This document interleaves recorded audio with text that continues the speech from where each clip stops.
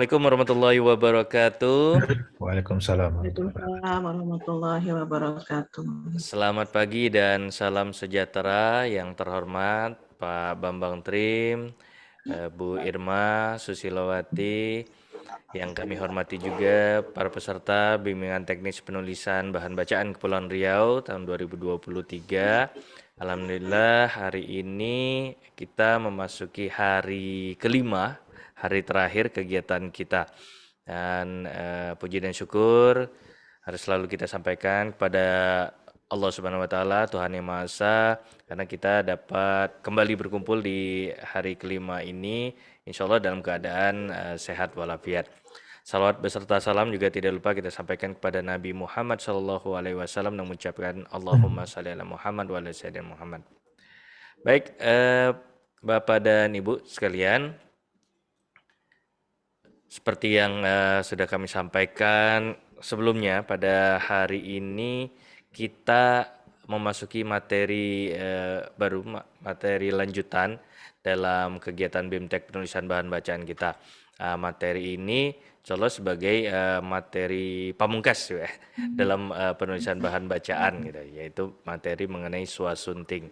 Nah, teknisnya tadi juga sudah didiskusikan dengan Pak Bambang. Hari ini karena hari Jumat, jadi bapak-bapak yang muslim pasti harus menyiapkan diri sebelum Jumatan. Jadi apalagi di Pak Bambang masih di Bogor, pasti lebih cepat ini jadwal sholatnya. Jadi kita nanti akhiri lebih cepat, jadi sekitar pukul 11 atau 11.15 nanti kita akhiri kegiatan kita. Dan untuk lebih mengefektifkan waktu karena jadwal hari ini cukup pendek, maka langsung saja kami beri kesempatan kepada narasumber kita untuk menyampaikan materinya. Pak Bambang Trim, disilakan. Baik, terima kasih Bang Faisal. Assalamualaikum warahmatullahi wabarakatuh. Waalaikumsalam warahmatullahi wabarakatuh. Selamat pagi, salam sehat, salam sejahtera Bapak Ibu semua. Ini hari terakhir ya, kita akan membahas satu hal dari penulisan buku anak yaitu swasunting. Dan mudah-mudahan apa yang sudah disampaikan selama 5 hari berturut-turut ini dengan kelas yang 3 kali 5 jam, 5 kali ya 3 kali 5 ya, 3 kali 5 hari, hampir 15 jam kita berbagi untuk materi ini, tentu semakin membuat Bapak Ibu dapat menulis naskah buku anak nantinya lebih baik lagi. Saya akan langsung berbagi salin dia materinya. Oh ini saya belum jadi ini nih Bang Faisal. Oh sudah. Masih saya yang berbagi tadi. Materinya nanti bisa diambil di Google Drive atau lewat Bang Faisal ya. Nah, kemarin Google Drive-nya sempat ada yang panik juga. Rupanya ada yang menggeser. Saya kira hilang, rupanya tergeser kemana gitu. Jadi kita apalagi ya, kita Bapak Ibu hanya bisa jadi viewer, tidak bisa jadi editor nanti. Baik, kita mulai ya dengan swasunting. Jadi mungkin di benak Bapak Ibu bertanya-tanya apa sebenarnya swasunting ini ya. Nah, nanti saya akan jelaskan. Ini menjadi materi kelima. Kemarin kita menggabungkan juga satu materi yaitu tentang ilustrasi. Nah, tujuan dari semua ini sebenarnya Bapak Ibu, dari kantor bahasa, kemudian badan bahasa, itu adalah menyediakan bacaan literasi untuk anak. Nah, tapi kalau mungkin mengatakan bacaan literasi itu mungkin sulit kita pahami ya, apa itu bacaan literasi. Bagi saya yang mudah itu adalah bacaan yang menyenangkan bagi anak gitu ya. Anak itu senang membaca karena itulah menjadi bibit-bibit literasi kita. Nah, buku yang tak menyenangkan bagi anak itu buku yang sulit mereka pahami. Itu mengapa ada perjenjangan buku ya Bapak Ibu, yang dulu kita tidak ada gitu tahun-tahun sebelumnya. Kemudian sekarang kok ada perjenjangan buku diatur semua, karena kita paham perkembangan anak itu sangat cepat. Jadi anak-anak usia 0 sampai 7 tahun dia akan berbeda dengan anak 8 sampai 9 tahun. Nah, Untuk itulah maka buku itu dipaskan dengan mereka. Jadi ada buku yang sulit dipahami itu tidak akan disukai anak. Kemudian buku dengan topik tidak menarik gitu ya. Padahal kita ini kaya 70.000 pulau, jadi banyak sekali topik yang sebenarnya bisa kita gali.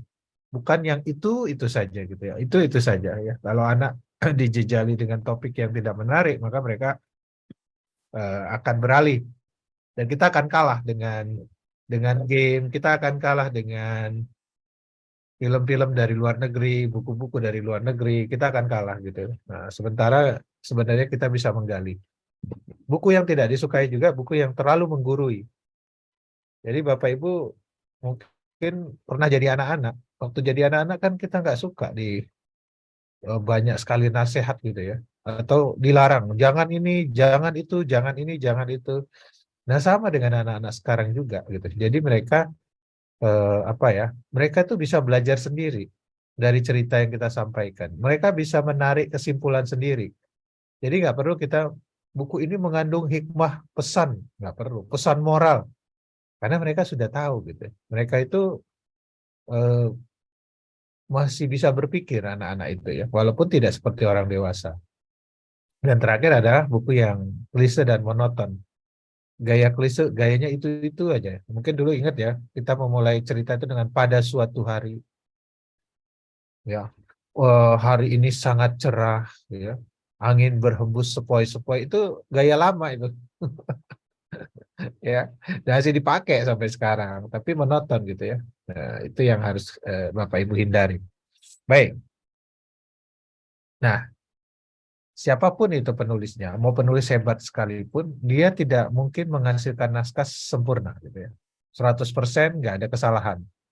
Setiap naskah itu pasti mengandung kelemahan dan kesalahan. Jadi saya bagi dua itu kelemahan dan kesalahan. Nah, kita akan melakukan penyuntingan.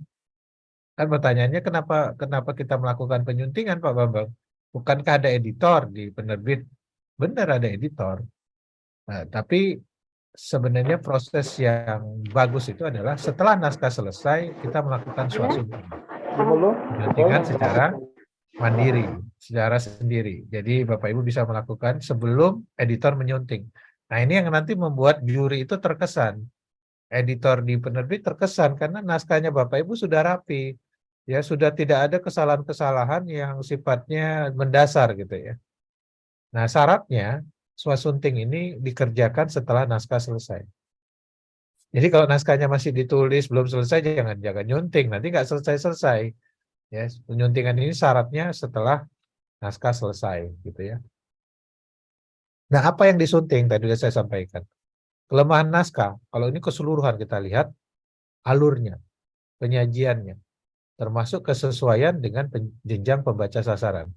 Jadi waktu nulis ya udah Bapak Ibu nulis sesuai dengan apa yang dipikirkan dirasakan. Tapi setelah nulis maka kita lihat, oh ini kalimatnya kepanjangan. Oh ini kalimatnya nggak cocok ya, kata-katanya nggak cocok. Nah itu kita lihat dari kelemahan.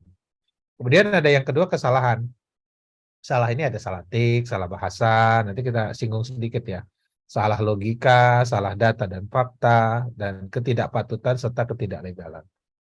Itu yang disunting dari sebuah naskah. Ini yang paling terlarang, plagiarisme. Jadi jangan coba-coba Bapak Ibu melakukannya. Pasti ketahuan. Untuk zaman sekarang itu pasti ketahuan. Ya, bahkan sekarang lebih cepat ketahuannya plagiarisme. Ya, saya pernah menilai buku itu, melihat ada buku ya yang eh, tentang rumah siput gitu ya. Nah, ini guru ini. Siapa yang menjiplak siapa udah ketahuan. Karena buku yang pertama terbit tahun sekian, buku kedua terbit tahun ini. Ya. Jadi dia hanya mengganti tokohnya gitu ya. Misalnya siput jadi keong. Hampir sama kan? Nah, tapi ceritanya sama, jalan ceritanya sama. Seolah-olah nggak akan ketahuan, tahu gitu loh, ketahuan gitu. Ya, kemarin juga banyak kasus di Facebook itu guru juga gitu yang menjiplak. Kenapa sih mau menjiplak tulisan orang lain? Karena pengen nulis tapi nggak bisa gitu ya. Nah, jalan pintas adalah menjiplak. Ini hati-hati dengan Bapak Ibu yang nanti misalnya di jenjang C atau di D mengambil cerita rakyat. Cerita rakyat itu kan domain publik ya, tidak ada pemiliknya. dan anonim, penulisnya tidak diketahui. Nah, sehingga orang yang menceritakan ulang itulah yang memiliki hak cipta terhadap cerita rakyat itu. Hak cipta dalam arti penulisan ulangnya. Jadi kalau Bapak Ibu tiru, ya pasti ketahuan juga. Dia bisa juga somasi kita. Dan persoalan plagiarisme ini bisa pidana, bisa perdata. Nah, itu yang kita tidak inginkan, apalagi buku diterbitkan oleh pemerintah. Kemudian pelanggaran norma. Jadi sengaja menyisipkan, atau sengaja ini udah luar biasa, atau tidak sengaja menitipkan, menyisipkan hal-hal yang membahayakan. Ya, paham berbahaya, eh, apa ya, masalah SARA gitu ya, termasuk masalah pertentangan gitu ya, di dalam agama, khilafiyah, atau memasukkan politik praktis yang kemarin saya contohkan, misalnya nama-nama orang diganti gitu, nama-nama politikus gitu, itu berbahaya gitu dalam buku anak ini. Kita nggak boleh masukkan, apalagi paham liberal, radikalisme dan sebagainya gitu ya, termasuk pornografi dan sebagainya. Nah ini kalau dilihat juri langsung di drop, nggak ada kata ampun. Di Pushbook begitu lihat ada satu indikasi plagiarisme langsung drop.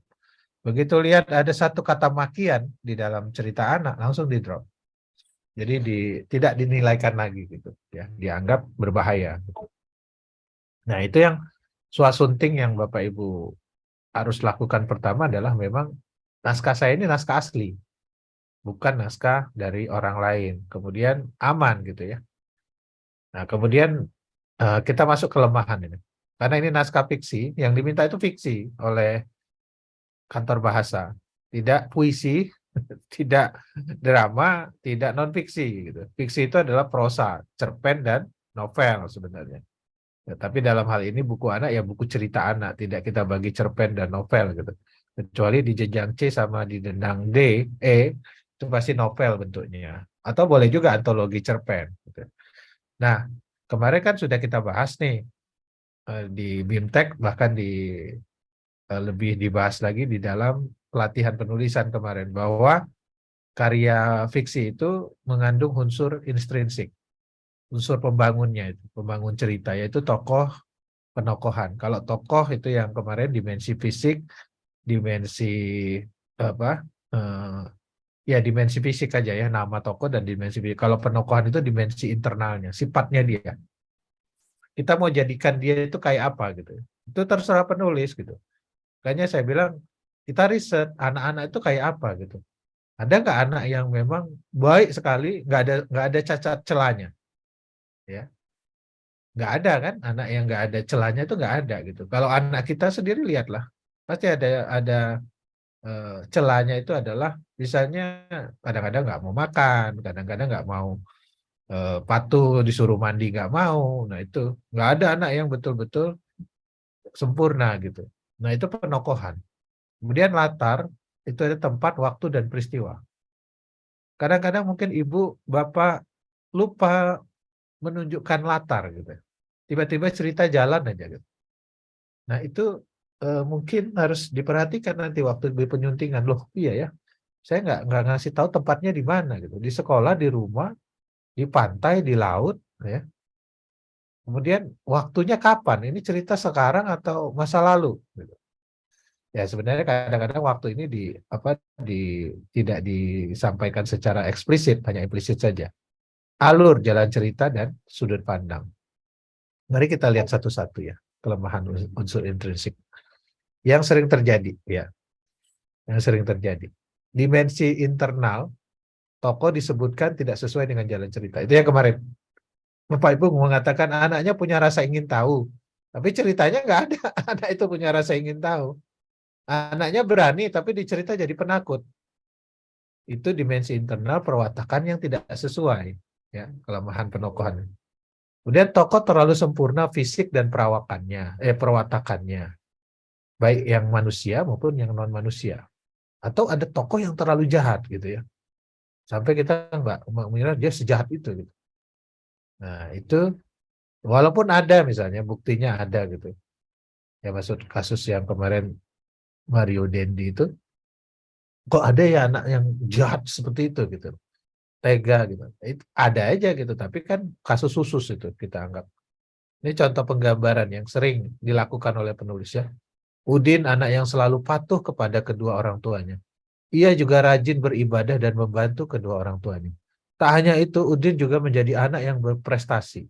Ia selalu menjadi juara kelas. Itu semua karena Udin sangat rajin belajar.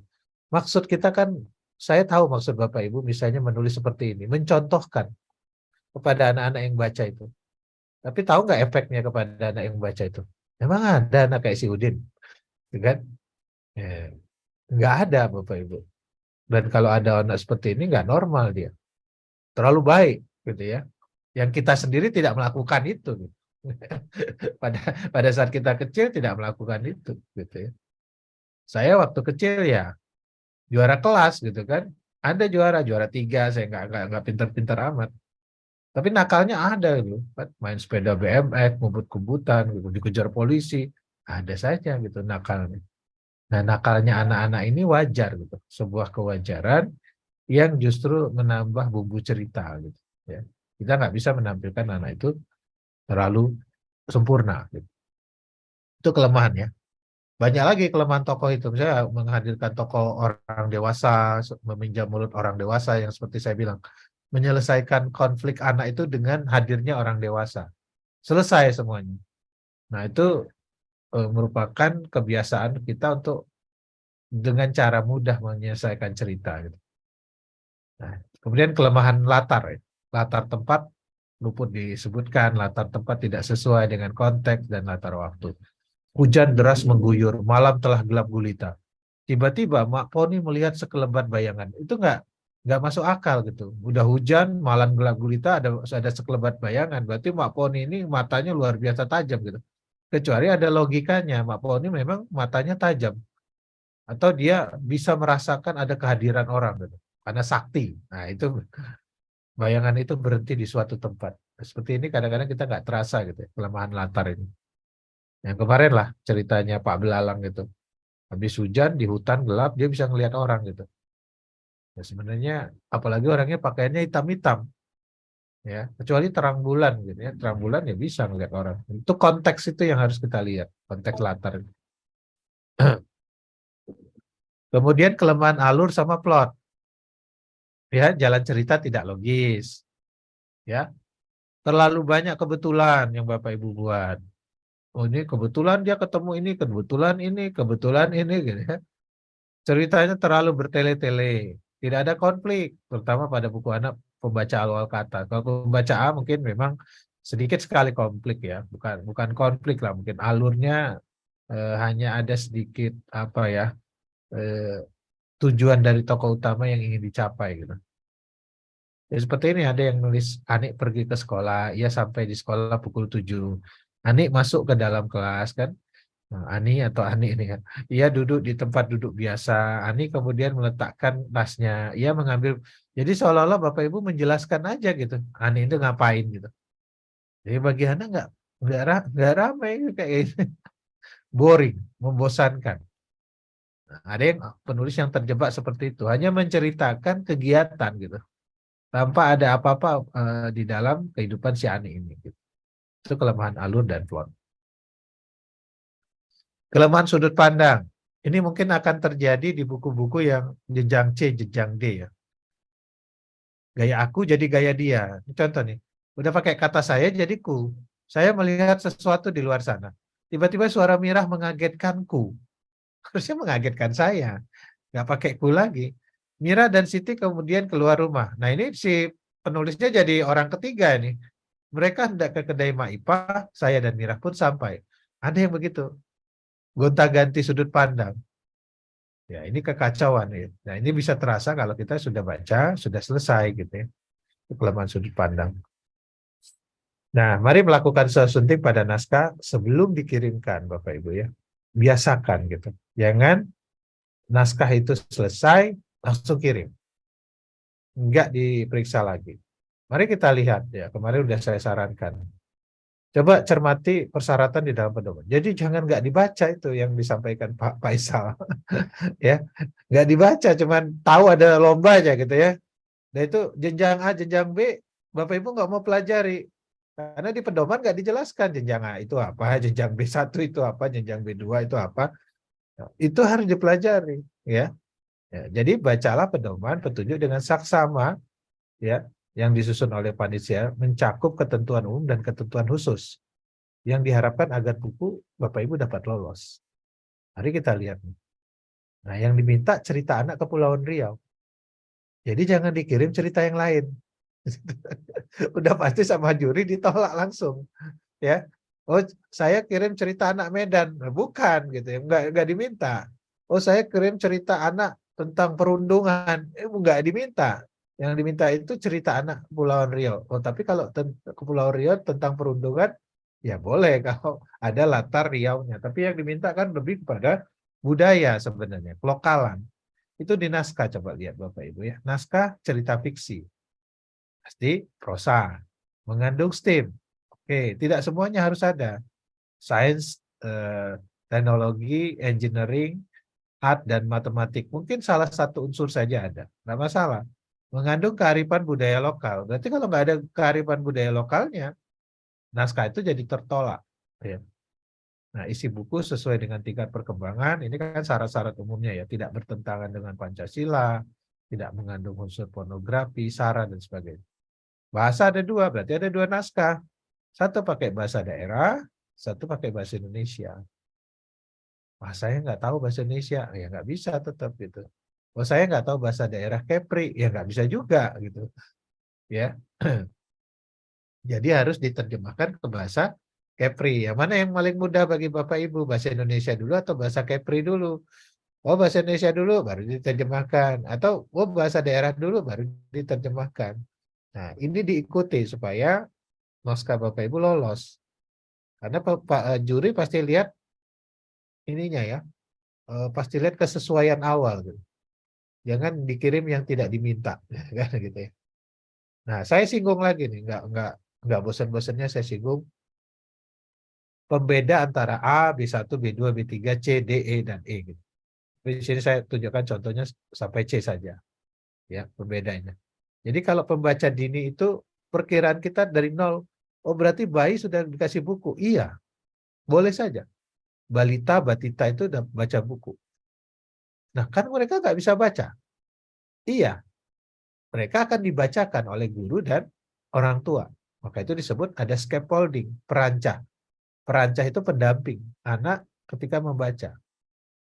Pak Bambang kan nanti dibacakan, ini teksnya kan cuma 3 kalimat, ya nggak apa-apa. Dibacakan 3 kalimat kan si penceritanya bisa ngembangin, bisa cerita sendiri. Anaknya bisa cerita sendiri gitu. Nah, itu eh, apa ya? Mengapa ada jenjang A seperti ini gitu, 0 sampai 7 tahun. Kemudian B mulai kelas 1 SD, kan kita lihat ya anak SD ada yang kelas 1 itu 7 tahun kan sekarang itu. Kelas 8 berarti ada yang kelas 2. Kemudian ada yang kelas 3. Jadi perjenjangan ini untuk memungkinkan anak dipaskan dengan kemampuan membaca dia. Bukan umurnya sebenarnya. Umur ini hanya apa ya? Hanya kesetaraan saja. Ada anak yang umurnya 12 tahun tapi belum lancar membaca. Bisa terjadi. Ada anak yang 10 tahun nggak lancar. Atau ada anak yang baru kelas 1 sudah lancar membaca. Itulah maka buku itu dipaskan. Boleh jadi buku B3 dibaca oleh anak SD kelas 1. Bisa jadi Bapak Ibu. Boleh jadi buku B1 dibaca oleh anak jenjang C. Anak 12 tahun maksudnya. Anak kelas 6. Dia nggak bisa baca naskah yang teksnya panjang gitu. Dia bisanya bacanya yang ringan. Maka ini saya sampaikan lagi ya, perjenjangan buku ini. Jadi dia berpengaruh terhadap membaca untuk kesenangan. Padu padan buku namanya. Ya. Anak yang gagal membaca buku secara lancar atau gagal memahami sebuah teks akan cenderung menghindari aktivitas membaca. Maka sesuai jenjangnya, pembaca itu harus mengenali 95% kata-kata dalam teks. Termasuk ketika Bapak Ibu menggunakan bahasa daerah. Anak-anak daerah itu kenal kata-kata itu. Bahasa Indonesia anak-anak itu kenal kata-kata itu 95%. Jadi kalau kurang dari 95%, buku itu pasti nggak dipahami. Ya, kan berat gitu. Nah, ini saya sampaikan lagi di sini biar Mungkin Bapak Ibu malas baca pedomannya ya, baca permennya, ya udah saya taruh di sini aja gitu. Lebih mudah gitu. Sehingga kesimpulannya untuk bahasa ini hanya ada kata umum kalau untuk jenjang A. Nggak boleh kata khusus. Kata khusus itu misalnya apa ya? Kayak memegang, nanti itu ada mencengkram. Dia belum bisa gitu memahamin itu. Maksimal 3 kalimat dalam satu halaman. Nah, ini jangan dilanggar. Oh, kurang boleh nggak Pak Bambang? Boleh, itu boleh. Satu, Luna suka biji berwarna-warni. Oh, boleh pakai kata beribuan? Boleh. Ya. Biji dalam kaleng, ramai sekali. Biji merah jatuh, 3 kalimat. Maksimal 5 kata dalam satu kalimat. Itu ada yang dilanggar? Nggak ada. 4 kata. Biji dalam kaleng 3 kata, ramai sekali 2. Biji merah jatuh 4. Kalimat tunggal, nggak boleh kalimat majemuk. Ya, nggak pakai kata dan, pakai karena, sehingga, nggak boleh. Belum ada paragraf, baris-baris saja. Belum ada dialog, percakapan, nggak boleh ada dialog. Tidak boleh ada balon pikiran, balon kata digambar, misalnya. Kayak komik itu, nggak boleh. Nah, itu A. Ini B1. Naik lagi dari A, gitu ya. Nah, yang Bapak Ibu bisa lihat bedakan, maksimal udah 5 kalimat. Tadinya 3 kalimat dalam satu halaman. Nah, kalau lihat buku ini, dia nggak sampai 5 kalimat. Paling banyak 4 kalimat. Ya nggak apa-apa, gitu. Kurang boleh, lebih nggak boleh. Maksimal 7 kata dalam satu kalimat. Nah, kita hitung tuh. Nah, pada ringkas semua. Jadi minimal subjek predikat gitu ya. Objek, keterangan ada ya mungkin lebih dari sudah mencakup 7 kata gitu. Nah, di sini B1 boleh kalimat tunggal, kalimat majemuk. Udah mulai boleh ya. Belum ada paragraf, belum ada dialog, tidak boleh ada percakapan. Nggak boleh dilanggar ini. Bacalah ini gitu ya. Karakteristiknya. B2 mulai naik lagi. Kata umum, kata khusus boleh. Maksimal 7 kalimat. Naik dia ya. Maksimal 9 kata dalam satu kalimat. Naik. Kalimat tunggal, kalimat majemuk. Belum ada dialog, tidak boleh ada balon kata. Jadi dialog itu muncul di mana? Ya senanglah Bapak Ibu yang nulis B3 atau C. Nah, di sini sudah mulai ada dialog. Ya. Boleh ada percakapan. Dan sudah ada paragraf. Ya.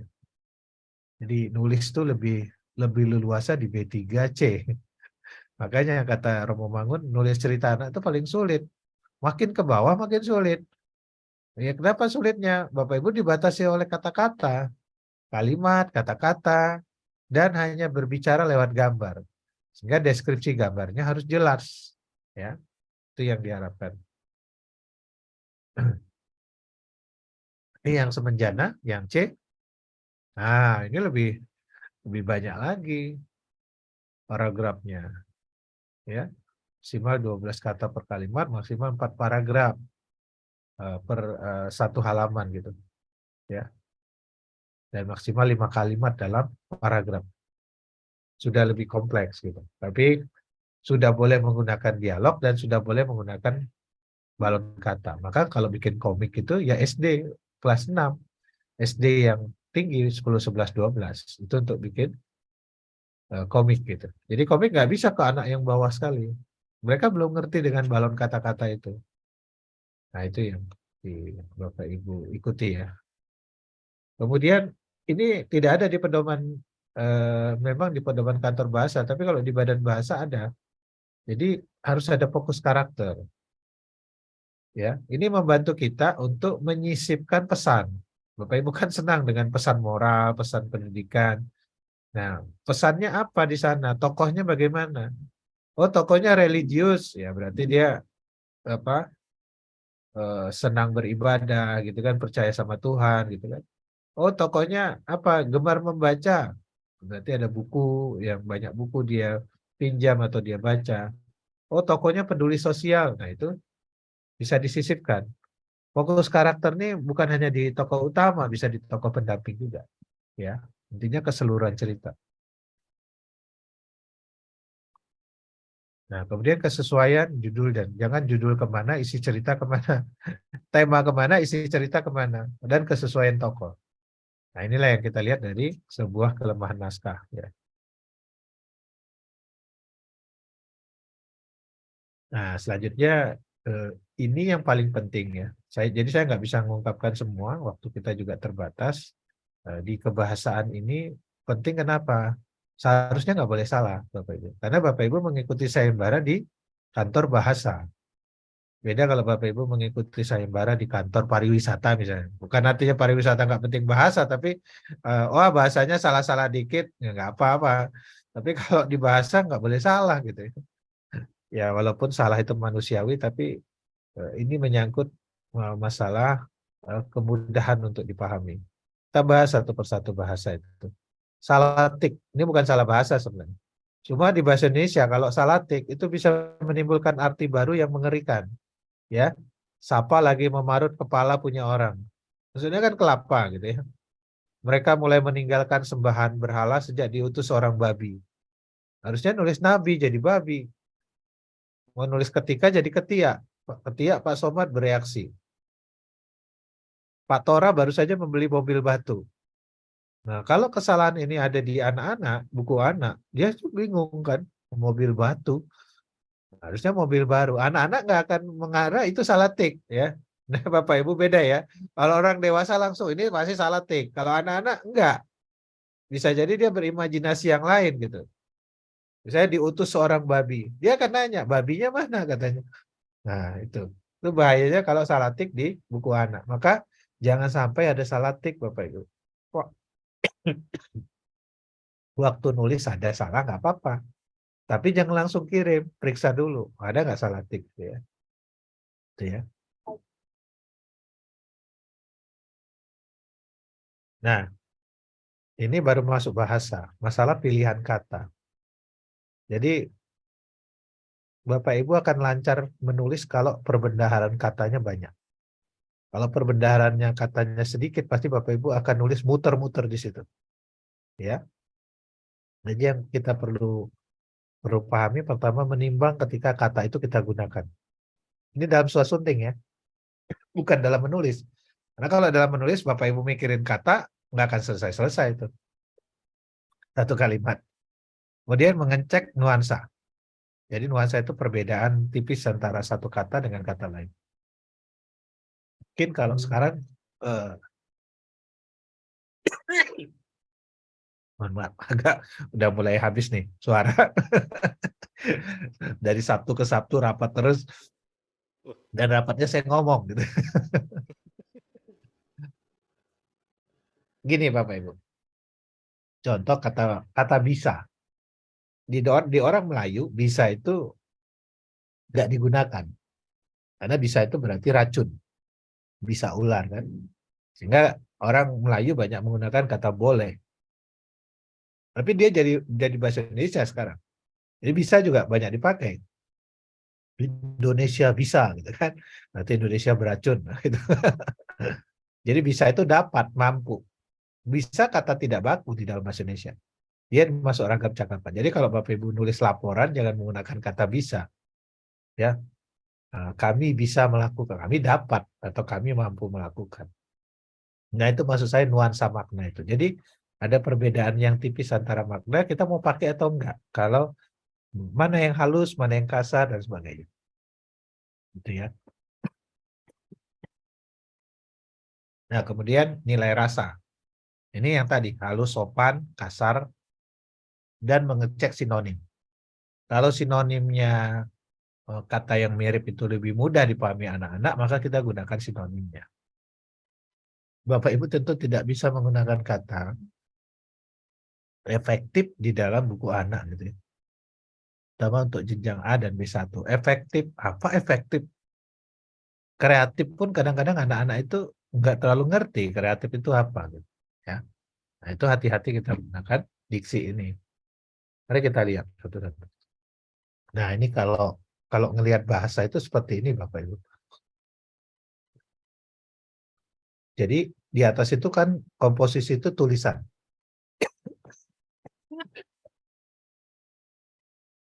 Wacana ya, tulisan wacana. Karangan, kita nyebutnya karangan. Nah, yang paling rendah itu kata sebenarnya. kata itu adalah satuan bahasa terkecil yang memiliki makna. Kalau saya sebut cangkir, Bapak Ibu langsung terbayang. Oh, cangkir itu tempat minum yang kecil ada tangkainya. Tapi kalau saya tunjukkan ini, Bapak Ibu, ini bukan cangkir, ini mug, gitu ya. Kalau saya tunjukkan ini, Bapak Ibu, semua sepakat kan? Ini botol. Ada nggak yang bilang ini meja? Nah, nggak ada kan? Nah, itu kata itu kesepakatan kita. Jadi mungkin kata di satu daerah beda dengan daerah lain. Di Kalimantan, Bapak Ibu gunakan kata bujur nggak ada masalah. Bujur, terima kasih kan. Begitu Bapak Ibu masuk ke daerah Sunda, bujur, ya mohon maaf, bujur itu bokong kan, pantat gitu, kasar gitu. Nah itu kesepakatan. Jadi berbeda-beda antara daerah. Nah sebanyak apa kita memiliki kata gitu kan di diri kita ini. Kata kasar kita punya, kata tidak kasar kita punya. Kalau mau memaki dengan kata kasar, gitu kan? Atau dengan orang akrab. Kemarin kan ramai itu ya Gubernur Jawa Barat tuh, Pak Ridwan Kamil di komen sama salah seorang orang Sunda juga menggunakan kata maneh. Maneh ini jadi apa? Jadi anggota partai atau apa? Ridwan Kamil. Maneh itu di Sunda kasar sekali gitu ya. Ya kamu tapi kasar, lebih kasar lagi dari kamu. Nah, itu masalah kata. Jadi karena kita menulis buku anak, maka kita harus mencontohkan kata yang santun. Ya. Kemudian ada prasa. Prasa itu apa? Kelompok kata. Dua kata digabungkan jadi satu kata. Sapu tangan, kereta api. Nah, ya, kerja sama. Klausa itu anak kalimat, belum jadi kalimat, baru jadi kalimat. Kalau kalimat tambah klausa jadi kalimat majemuk kan gitu ya. Nah, gabungan kalimat paragraf. Nah, Bapak Ibu perhatikan, ketika kita nulis A sampai B3 itu B2 ya, kita hanya berhenti di kalimat. Jadi baris kalimat. Tapi begitu B3 kita sudah masuk paragraf.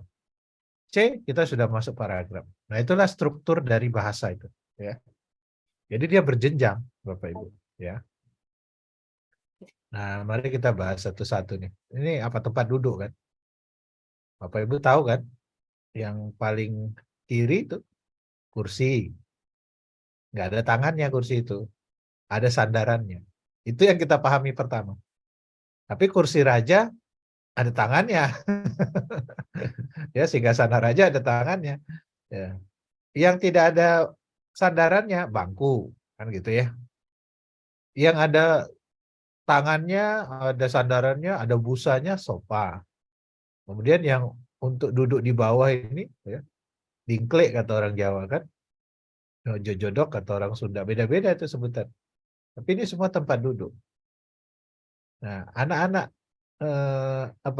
anak-anak yang misalnya jenjang A itu kalau kita menggunakan varian kursi, bangku, sofa, mungkin di benak mereka nggak terlalu tergambar. Yang mereka tergambar itu tempat duduk. Tapi nggak apa-apa kita gunakan kursi, sofa gitu ya. Nah, kata itu kan ada denotasi konotasi. Untuk anak-anak jenjang ke bawah, agak sulit kita gunakan yang konotasi. Ya, ini kebalik ini kayaknya. Contohnya kebalik, mohon maaf ya Bapak Ibu. Denotasi itu menurut kamus. Ya, kata yang menurut kamus. Jadi kalau amplop, benar-benar amplop, itu denotasi. Tapi kalau konotasi, dia ungkapan. Kamu udah dapat amplop belum? Berarti dapat duit. Kan gitu ya. Nah, di jenjang-jenjang A, B1, kita kalau gunakan konotasi, mereka nggak ngerti. Ya, jadi bias. Kita banyaknya denotasi. Tapi kalau jenjangnya sudah agak tinggi, seperti C, menggunakan konotasi nggak apa-apa. Ya, Bapak itu dihadapkan ke meja hijau, gitu kan? Oh, berarti di pengadilan. Mungkin anak-anak SMP, SMA, SD yang tinggi udah bisa nangkap. Tapi kalau anak yang rendah umurnya, denotasi semua yang kita gunakan. Tuh ya, Bapak Ibu. Nah, jadi berhati-hati dengan diksi ini. Kita nggak menyebut lagi misalnya anak cacat. Kita nyebutnya penyandang disabilitas. Tapi ini agak sulit untuk anak jenjang AB1 nyebut penyandang disabilitas apa ya? Nah, ini yang kadang-kadang menjadi hadapan kita ya. Apa kita nggak boleh menggunakan kata cacat lagi? Anak itu cacat. Kalau kita bilang anak itu berkebutuhan khusus, bingung lagi anak-anak itu. Bini, istri, ya, laki, suami, hamil, bunting, kan, kurus, ceking, ramping. Dia orangnya ceking. Kalau di dalam fiksi itu untuk menambah nilai rasa. Ceking itu betul-betul kurus. Ya, gemuk, gendut, berisi. Kita nggak mau bilang gemuk, nggak mau bilang gendut, orangnya berisi, gitu kan. Miskin, melarat, prasejahtera. Nah, di buku-buku anak, yang terutama untuk jenjang yang lebih rendah, itu ya tentu kita lebih banyak menggunakan kata yang halus, ya, dibandingkan kata yang kasar dan sebagainya. Kemudian juga kata umum untuk jenjang A itu lebih banyak daripada kata khusus. Kata umum memegang, menggamit, mencengkram. Kemudian mudah dan sulit. Ya tentu semuanya yang kita inginkan adalah anak itu bisa memahami kata-kata itu. Maka kita nyebut kegiatan lebih baik daripada nyebut aktivitas. Ya, Rona sudah melakukan aktivitas. Kegiatan aja. Sudah mengatakan, wah, sirna harapannya. Bagi anak kecil nggak tahu apa sirna itu apa. Harapannya sudah hilang. Ya, cerdas daripada jenius, tanah daripada lahan, gila daripada gangguan jiwa, marah daripada murka, hemat daripada efisien. Nah, itu mohon diperhatikan waktu sunting. Kira-kira ada nggak kata yang akan sulit anak pahami? Yang bisa paham cuma orang dewasa. Itu diubahlah kepada sinonimnya yang lebih mudah, gitu, Bapak Ibu. Kemudian, nah ini diksi terlarang dalam buku anak. Makian, dasar bodoh, cih, anak haram. Ini banyak di cerita rakyat ya, jadi jahanam, bunuh semuanya. Kemarin ada buku komik gitu kan, jahanam, pahlawan cerita tentang perjuangan gitu. Dia memaki orang Belanda. Jahanam, Allahu Akbar. Wah, langsung kita tolak. Kenapa kata jahanam terus bertakbir dia gitu. Udah maki orang dia bertakbir. Nah, itu nggak boleh gitu ya. Sangat terlarang. Goblok, bangsat. Tante kok seksi sekali. Ini anak-anak bisa ngomong gitu ya. Nggak bagus gitu ya. Hantam saja kepalanya. Dasar buntung tak tahu diuntung. Ya, ini budaya terkait dengan latar. Di Medan, budayanya kasar kan. Dalam arti, walaupun orang Medan itu memang ngomong itu keras gitu. Kasar dan mengerikan sebenarnya. Kayak dulu, mungkin ada pernah lihat video tukang parkir itu kan. Yang minta ini kemudian dimaki sama sopirnya itu. Ku patah-patahkan leher kau ya. Nah, itu orang Medan tuh. Ku patah, ngeri kali gitu kan gitu. Nggak mutilasi aja sekalian gitu. Jadi Bapak Ibu mohon untuk melihat jangan sampai ada kata-kata ini di dalam buku anak kita. Baik jenjang A, B1, B2, B3, C. Ya. Mungkin kalau di SMA dia bisa terima karena konteksnya udah dewasa dia. Tapi begitu di anak-anak kita nggak bisa terima gitu. Kasihan nanti mereka bisa menirukan gitu. Nah ini ujian aja nanti ya Bapak Ibu. Kalau menguji diksi, saya suka ngasih permainan seperti ini. Meletakkan kata yang paling tepat gitu di dalam bagian yang rumpang. Ya, nanti bisa latihan aja. Nah, hati-hati dengan bias makna. Contoh-contoh saja ini ya. Bias makna yang terjadi karena tidak seperti makna aslinya. Jadi acuh itu peduli Bapak Ibu dalam bahasa Indonesia. Tidak acuh tidak peduli. Tapi sekarang kita nyebut dia acuh saja. Saya muncul di buku anak nih. Dia acuh saja. Jangan, lebih baik kita dia tidak acuh. mengajarkan anak bahasa Indonesia yang bagus. Dia bergeming, berarti dia diam, bukan bergerak. Dia jengah, berarti dia malu, bukan bosan. Ya, usah itu perlu, tak usah itu tak perlu. Kata orang Melayu, tak payah lah, kan gitu kan? Tak usah, berarti tak perlu. Payah itu susah, ya mempersulit gitu ya. Tak payah itu tak sulit gitu. Gak usah lah, gak perlu, payah ya. Nah, haru biru ini sering salah orang. Haru biru itu dikiranya haru yang sangat haru. Padahal itu artinya kacau dan huru hara. Senonoh, orang Indonesia nggak mau pakai senonoh. Karena dianggapnya kata ini negatif. Sama dengan serono. Ya. Senonoh itu sopan sebenarnya. Tak sopan baru tak senonoh. Tapi nggak ada orang bilang, Bapak itu senonoh ya. Jarang gitu. Nah, bias-bias makna ini juga harus kita lihat, terutama di jenjang-jenjang tinggi ya, seperti C, D, E. Supaya kita tidak mengajarkan anak-anak itu bahasa Indonesia yang bias. Gitu. Artinya bukan sebagaimana makna sebenarnya. Nah, harus dicek di KBBI, Kamus Besar Bahasa Indonesia. Pengejaan, periksa lagi Bapak Ibu. Kalau terkait dengan sejarah misalnya, Bung Karno itu nulis namanya Soekarno atau Soekarno. Wah ini perdebatan tuh di PPKN. Menurut tanda tangan dia Soekarno. Tapi menurut sejarah dalam arti ketika autobiografinya selesai, itu Cindy Adam, dia meminta Cindy Adam itu menulis namanya dengan ejaan yang baru, Soekarno, tidak Soe. Beda dengan Presiden Soeharto kan, Soeharto dia bukan Soeharto. Al-Quran, nulisnya yang benar bagaimana? Nah, sudah diperbaiki awalnya KBBI yang kiri, sekarang yang kanan, yang pakai apostrof. Ramadan, nulisnya bagaimana? Nggak pakai H, kita nggak mengenal konsonan DH. Maka Ramadan, Rida, bukan Ridho. Ya. Azan, bukan Azan. Nggak pakai DJ, Azan aja. Fondasi itu pakai M, nggak pakai P. Bineka, nah bineka mana dulu nih? Kalau bineka yang di kaki burung Garuda, iya pakai BHINNEK. Tapi kalau bineka artinya berbeda, ya bineka saja. Ong Ho Ham ini nama orang nih, nama pakar sejarah. Nulisnya disatukan. Jadi kalau Bapak Ibu terkait dengan nama orang yang ada di dalam sejarah, itu pastikan penulisan namanya benar. IKP ya, ini nulis singkatan ya, akronim. I-nya saja yang besar, K-nya nggak besar. Siti Nurbaya. Nah, Siti Nurbaya T-nya itu 1 atau 2. Kalau menurut karangannya Mara Rusli, T-nya 2 tuh Siti Nurbaya itu. Lihat judulnya itu, T-nya 2. Nah, ini DVD atau DVD. Makassar itu S-nya 2 atau 1. Intelijen atau intelijen. Dua-duanya benar. Inteligen, kecerdasan, intelijen terkait dengan mata-mata. Tuh, hati-hati bahasa Indonesia.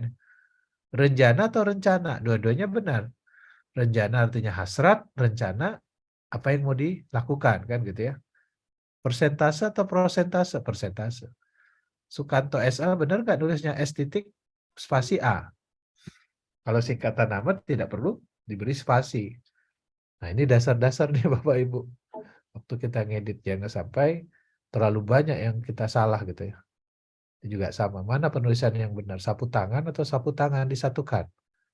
Dipisah ya sapu tangan itu. Oh mohon maaf disatukan. Segitiga disatukan atau dipisah? Disatukan. Tapi segi 4 dipisah. Tuh, masih ada yang salah tuh. Dua-duanya dipisah. Yang benar ya memang dipisah. Pra kemerdekaan disatukan. Duka cita disatukan. Ibu kota dipisah. Malah praktik disatukan. Serba murah disatukan. Bentuk terikat namanya. Olahraga disatukan. Olah vokal dipisah. Bumi Putra disatukan. Pasca Bayar satukan. Pro Amerika menggunakan tanda hubung. Purna Bakti disatukan. Nah, ini nggak boleh salah yang gini-gini ya, karena udah dasar sekali. Nah, ini saya berikan untuk yang tepat itu dan tidak tepat, anti korupsi, kontraindikasi Mahadata. Walaupun ini nanti nggak digunakan di buku anak gitu ya. Pasca, ya, bukan pasca tapi pasca, swasunting tunakarya. Nah itu bentuk terikat ya. Ada lagi gabungan kata yang ditulis serangkai. Ini bukan bentuk terikat, tapi gabungan kata. Acap kali, matahari, olahraga, tadi udah saya sampaikan. Sapu tangan, saripati, nggak dipisah dia. Kacamata, kasat mata. Yang ditulis terpisah apa? Alih wahana, cenderamata, duta besar, fakir miskin, ibu kota itu dipisah. Wali kota itu dipisah. Nah, mohon apa ya, dipahami yang ini untuk nanti Bapak Ibu mengedit gitu ya. Nah, kemudian baku dan tidak baku. Apakah di cerita fiksi itu kita menggunakan kata baku semua? Tidak juga. Ya, dalam beragam cakapan, dalam dialog saya mengatakan ngapain kamu? Itu nggak baku. Nggak mengatakan mengapa? Sedang apa kamu? Itu baku. Nah, kadang kan dalam dialog kita harus apa adanya gitu ya dalam keseharian. Jadi orang nggak ada yang sedang apa kamu? Nggak ada nanya gitu. Kali ngapain kamu? Lagi apa? Nah, itu dialog-dialog yang menggunakan ragam cakapan sehingga dia tidak baku. Tapi kalau Bapak Ibu mendeskripsikan, menarasikan yang bukan dialog di dalam teks fiksi itu dianjurkan memilih kata-kata baku. Ya, antre bukan antri. Kamu antre deh di sana. Nulisnya ya antre. Ya, mereka sedang mengantre makanan. Apotek yang baku. Ya, utang yang baku bukan hutang. Kukuh yang baku bukan kokoh. Lembab yang baku bukan pakai B, pakai P. Ya, roboh bukan rubuh. Risiko bukan resiko. Sekadar bukan sekedar. Ini banyak lagi nih. Ngeceknya di KBBI. Ya, Masya Allah itu kan orang banyak. Masya Allah itu disatukan atau dipisah? Disatukan di dalam bahasa Indonesia. Insya Allah disatukan. Ada yang berdebat tuh. Kan itu Allah. Allahnya harus huruf besar. Insya Allah dipisah. Lagi insya Allahnya pakai SH. Berdebat ya. Kalau saya sih ikut badan bahasa. Karena di situ juga ada pakar bahasa Arab. Contohnya Pak Gafar itu. Yang menetapkan ya yang baku penulisannya seperti ini. Gitu. Ya, Bapak Ibu.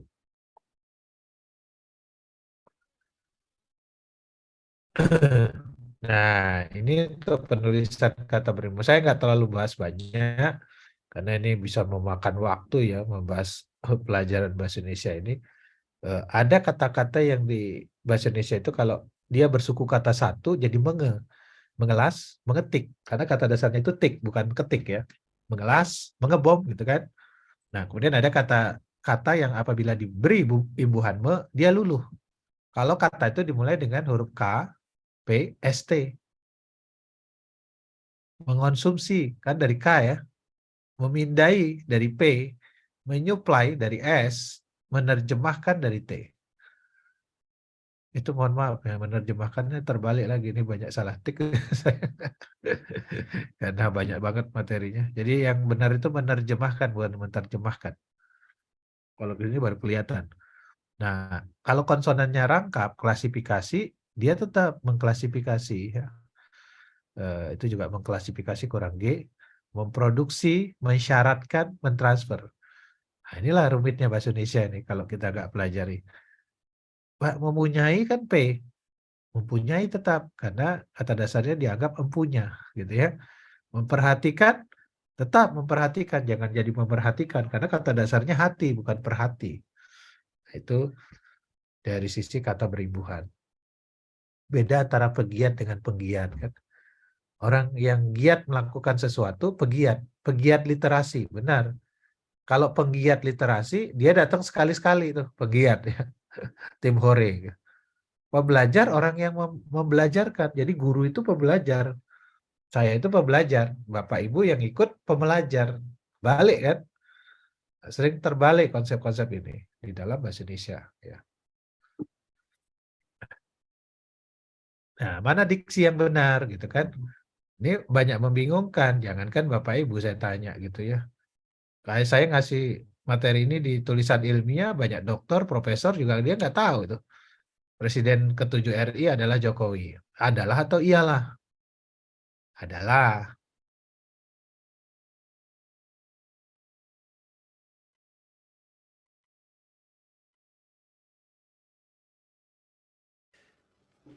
Iya, sepertinya Hilang ya, Mas? iya, betul Bu Irma. Ada gangguan sinyal di Pak Bambang. Luar. Ya, mohon izin Bapak dan Ibu, kita menunggu dulu sambungan koneksi Pak Bambang.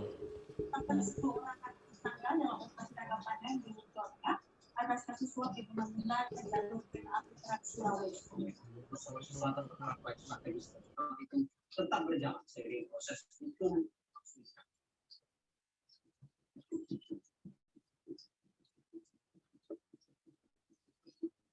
Dalam musim ini mana KPK melakukan operasi tangkap tangan di balai kereta apian DJKA Jawa Tengah.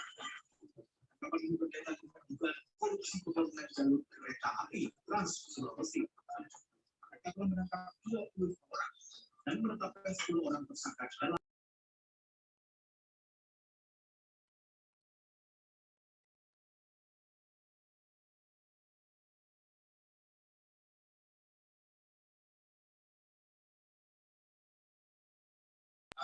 Laptopnya habis baterai, Mas.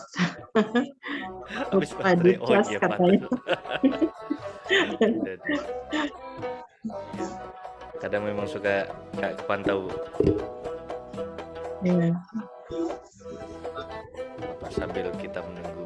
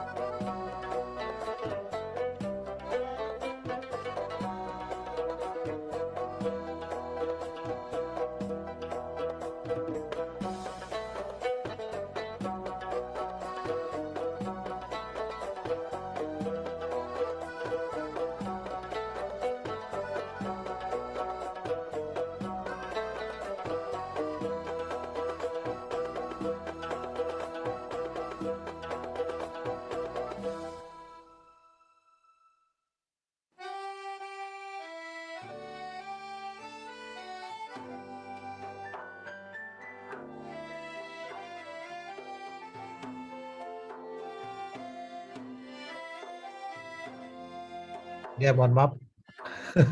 Siap, Saya Pak. lupa ngecas laptop. Nggak ngelihat. Aman, Pak. Saking asiknya nih. Karena sering dipakai juga, Pak. Jadi nggak terpantau lagi, Pak. Iya. Baik, sudah Baik. terlihat lagi ya. Sudah, Pak.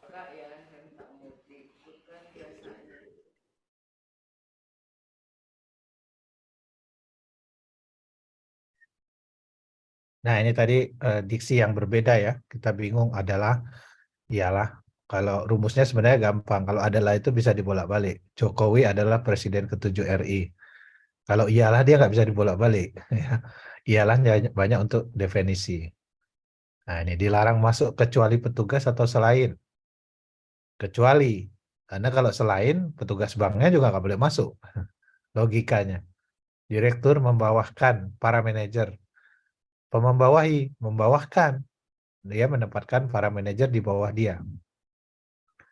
Itu ya, banyak bahasa Indonesia ini. Jajah membeli buku tulis, pensil, penghapus, dan sebagainya, dan lain-lain. Nah, itu rumusnya gampang. Kalau yang dan sebagainya itu sejenis. Kalau dan lain-lain itu tidak sejenis. Jadi yang benar di sini sejenis kan, dan sebagainya itu alat tulis. Pedesaan atau perdesaan? Perdesaan, bukan pedesaan, karena ada perkampungan, ada perkotaan.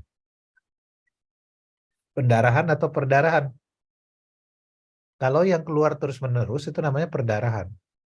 Tapi kalau yang masuk ke dalam diri kita, transfusi itu namanya pendarahan. Jadi beda nih Bapak Ibu. Ini masalah diksi nih. Nah, nanti dibaca saja perbedaannya ya yang sering membingungkan nih. Jadi adalah Pancasila adalah falsafah bangsa. Falsafah bangsa Indonesia adalah Pancasila. Identik dengan, bisa dibolak-balik. Desember adalah bulan ke-12. Bulan ke-12 adalah Desember. Tapi kalau iyalah dia nggak bisa dibolak. Nggak bisa bolak-balik gitu ya. Jadi semacam definisi itu pakai iyalah. Kalau merupakan itu memberi rupa. Seolah-olah sama gitu ya. Kata merupakan bagian terkecil. Boleh juga jadi adalah gitu ya. Minyak bumi merupakan hasil ekspor. Nah, itu. Tapi ini mungkin nggak ada di buku fiksi, jarang gitu ya.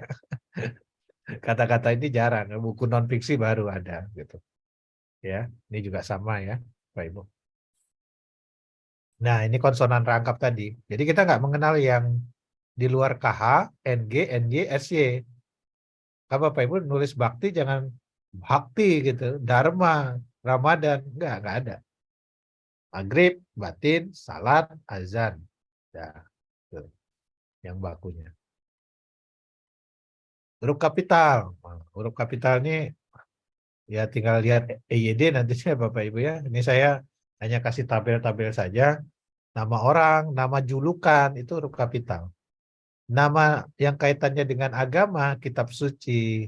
Kitabnya nggak perlu besar ya. Kitab Al-Quran, hanya Injil. Tuhan ya. Kata ganti Tuhan engkau, itu huruf besar. Ya, kemudian nama gelar ya. Raden Ajeng, Kiai Haji, Profesor, Jenderal, suku, Minang, bangsa Yunani, bahasa Melayu, itu besar. Nama bulan, nama hari, nama tahun besar. Nama peristiwa besar. Nama geografis, benua Amerika, B-nya ikut besar ya. Kota, gang, potlot, G-nya besar, J-nya besar. Kemudian ini akronim ya, nama lembaga. Ini buku. Nah, ini yang agak khas Bapak Ibu. Jadi kalau nama makanan, nama kerajinan yang berasal dari satu daerah, maka nama daerahnya besar. Batik Pekalongan, soto Betawi, rendang Padang. Ya. Tapi kalau nama tumbuhan, buah, hewan, ya, yang sebenarnya bukan berasal dari sana, misalnya jeruk Bali, B-nya kecil. Bika Ambon, kenapa Ambonnya nggak besar Pak Bambang? Ya Bika Ambon bukan dari Ambon, banyaknya di Medan malah. Maka Ambonnya kecil. Gula Jawa, J-nya kecil. Sapi Benggala, B-nya kecil. Jambu Taiwan, ayam Bangkok, jadi B-nya. Tapi kalau yang ini lain, yang batik Pekalongan, soto Betawi, itu memang betul-betul dari sana. Gitu. Baru besar. Gitu. Nah ini sering juga nih di dalam teks fiksi gitu. Ibu itu besar atau enggak? Ya kalau dia berupa panggilan, I-nya besar. Atau berupa pengganti nama, I-nya besar. Tapi kalau dia dianggap hanya ibu gitu ya, ibu biasa ya ibunya kecil. Ibuku bernama Kartini. Sebagai seorang ibu, nah I-nya kecil itu. Yang dibesarkan dengan tradisi Jawa, aku maklum kalau ibu, I-nya kok besar karena panggilan. Begitu penyabar, mengganti nama itu. Jadi I-nya besar. Nah, kamu harus nurut apa kata bapakmu, B-nya kecil, bapakmu. Ya, maksud bapak, nah, itu udah sebutan, B-nya besar. Itu baik, ujar ibu. Nah, ibu di situ pengganti tokohnya ya. Iya bu, jawabku melirik ibu sambil membereskan buku-buku. Ini suka bingung orang, mana yang kapital, mana yang enggak. Gitu. Ya, gampang kalau dia merupakan sapaan, Pak, Bu, itu pasti besar. Kedua, kalau dia mengganti dari nama orang sebutan, maka dia besar. Ya, saya mau menghadap Pak Presiden. Ya, presidennya P-nya besar.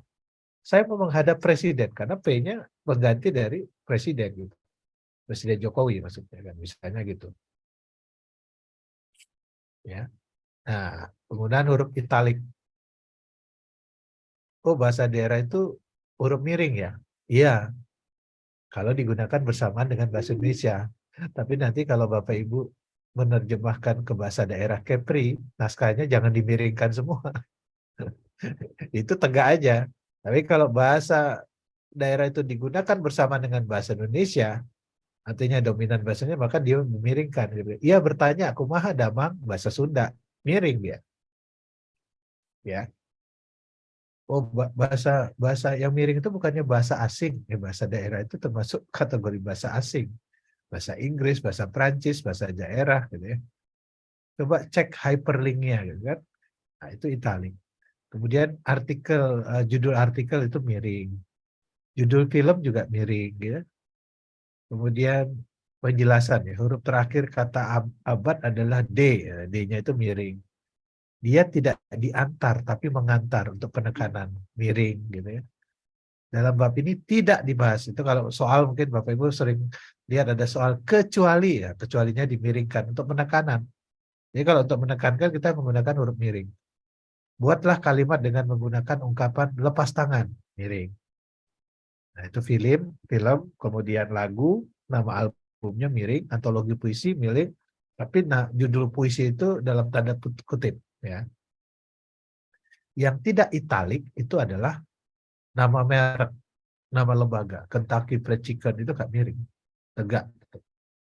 Dan lagu itu pakai tanda petik, puisi pakai tanda petik, bab pakai tanda petik. Nah, inilah yang perlu kita pelajari dari huruf. Nah, ini saya bikin tabel penulisan judul. Mana yang italik, mana yang tanda kutip, tanda petik ya. Ini banyak yang membingungkan. Dan di EYD nggak selengkap ini mengungkapkannya. Jadi kita memutuskan berdasarkan analogi. Kalau dalam hukum agama itu kias, gitu kan. Di EYD nggak dibahas. Nah, tapi kita perlu menetapkan supaya orang nggak bingung gitu. Ya, judul mana yang petik, mana yang italik. Gitu. Di EYD hanya ada sedikit pembahasan. Nah, kalau huruf tebal itu hanya digunakan untuk judul. Jadi di EYD huruf tebal itu tidak digunakan untuk penekanan. Ya, penekanan kita menggunakan huruf miring. Nah, sebenarnya waktu itu pada saat pemutakhiran PUEB saya kan ikut ya. Saya tetap menginginkan huruf tebal untuk penekanan, tapi nggak berterima pada saat itu ya. Ya udah, jadi yang di EYD hanya judul dan seperti ini nih, huruf DH gitu kan, huruf kata ed dalam ed labora, karena ini udah miring, jadi nggak boleh miring lagi nih, harus tebal. Nah, kemudian penggunaan tanda baca nih yang perlu kita pahami juga. Ya, mudah-mudahan Bapak Ibu sudah paham itu titik seru tanda tanya untuk apa. Tanda titik kalimat berita, tanda tanya kalimat tanya, tanda seru kalimat seru. Atau ada interjeksi. Ha, gitu kan. Wow, nah itu pakai tanda seru. Bisa gitu.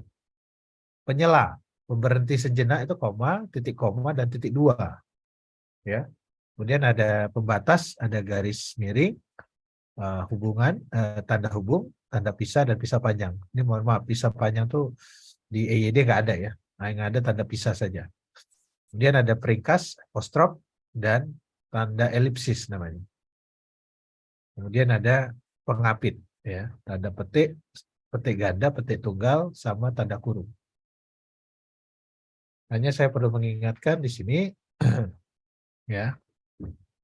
Nah, jangan memberi spasi pada tanda baca yang seharusnya dirapatkan. Ini sering orang kasih spasi gitu. Ini sama salah tik ini mengganggu gitu. Ya, tanda tanyanya dikasih spasi, tanda kurung dikasih spasi, tanda hubung dikasih spasi, tanda petik dikasih spasi, ya, tanda titik dua dikasih spasi, nggak boleh ada spasinya. Nah, yang boleh ada spasi apa? Elipsis, yang titik tiga ini, kalau di tengah titik tiga, kalau di akhir titik empat dia, ini harus ada spasi karena ini dianggap kata. Jangan nggak ada spasi. Gitu. Nah, itu perbedaannya. Kelihatannya sepele, tapi mengganggu. Ya, bagi editor ini mengganggu. Kalau ada penulis yang tidak tahu, paham menggunakan tanda baca, gitu.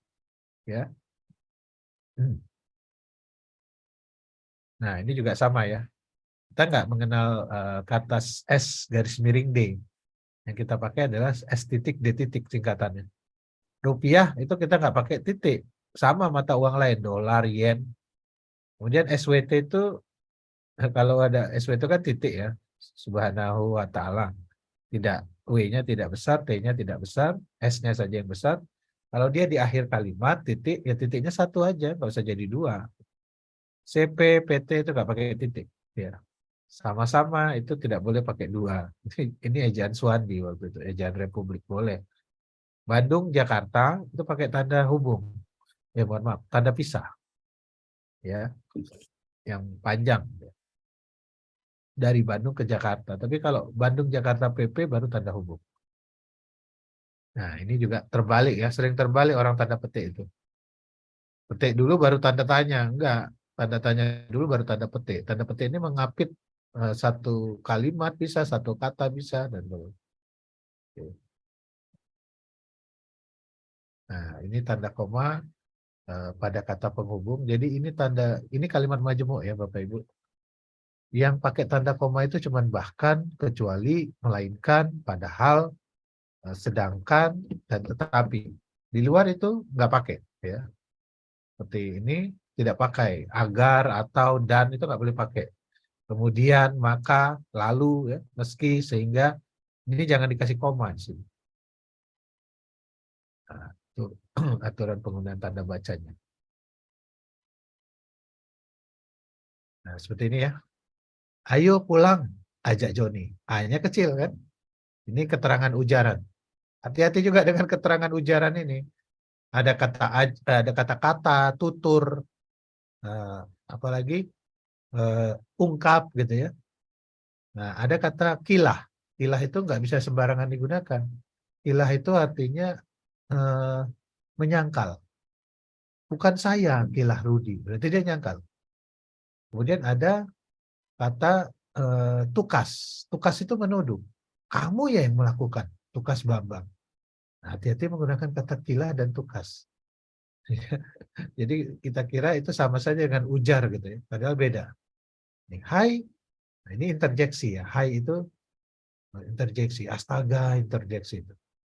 Jadi wow itu interjeksi. Jadi selalu ada koma interjeksi. Hai, apa kabar? Kamu kemana aja?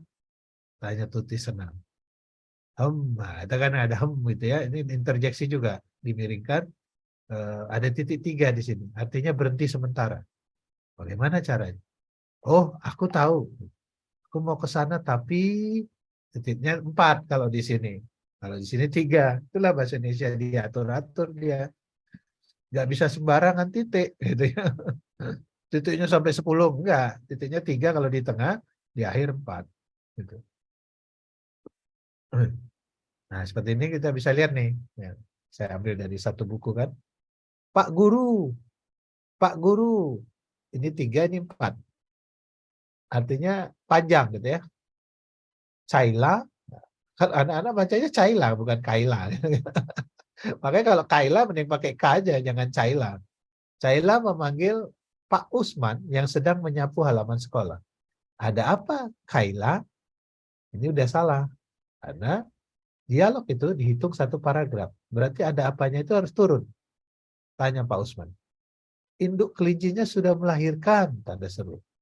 Seru Kaila. Tapi, nah ini kan bergabung ya.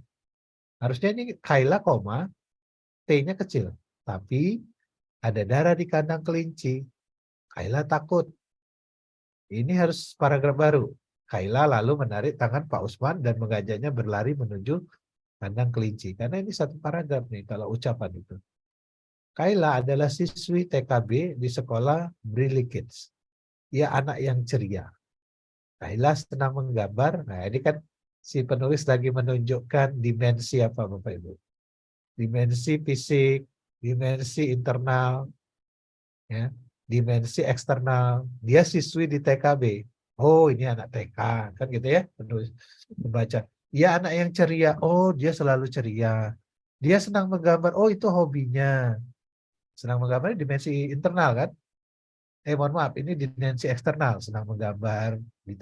Ia paling suka menggambar alam dan hewan, terutama hewan-hewan yang sering dilihatnya di sekolah. Kaila menggambar kelinci, kucing, angsa, burung, ikan, kura-kura, dan katak. Nah, itu kita lihat logikanya.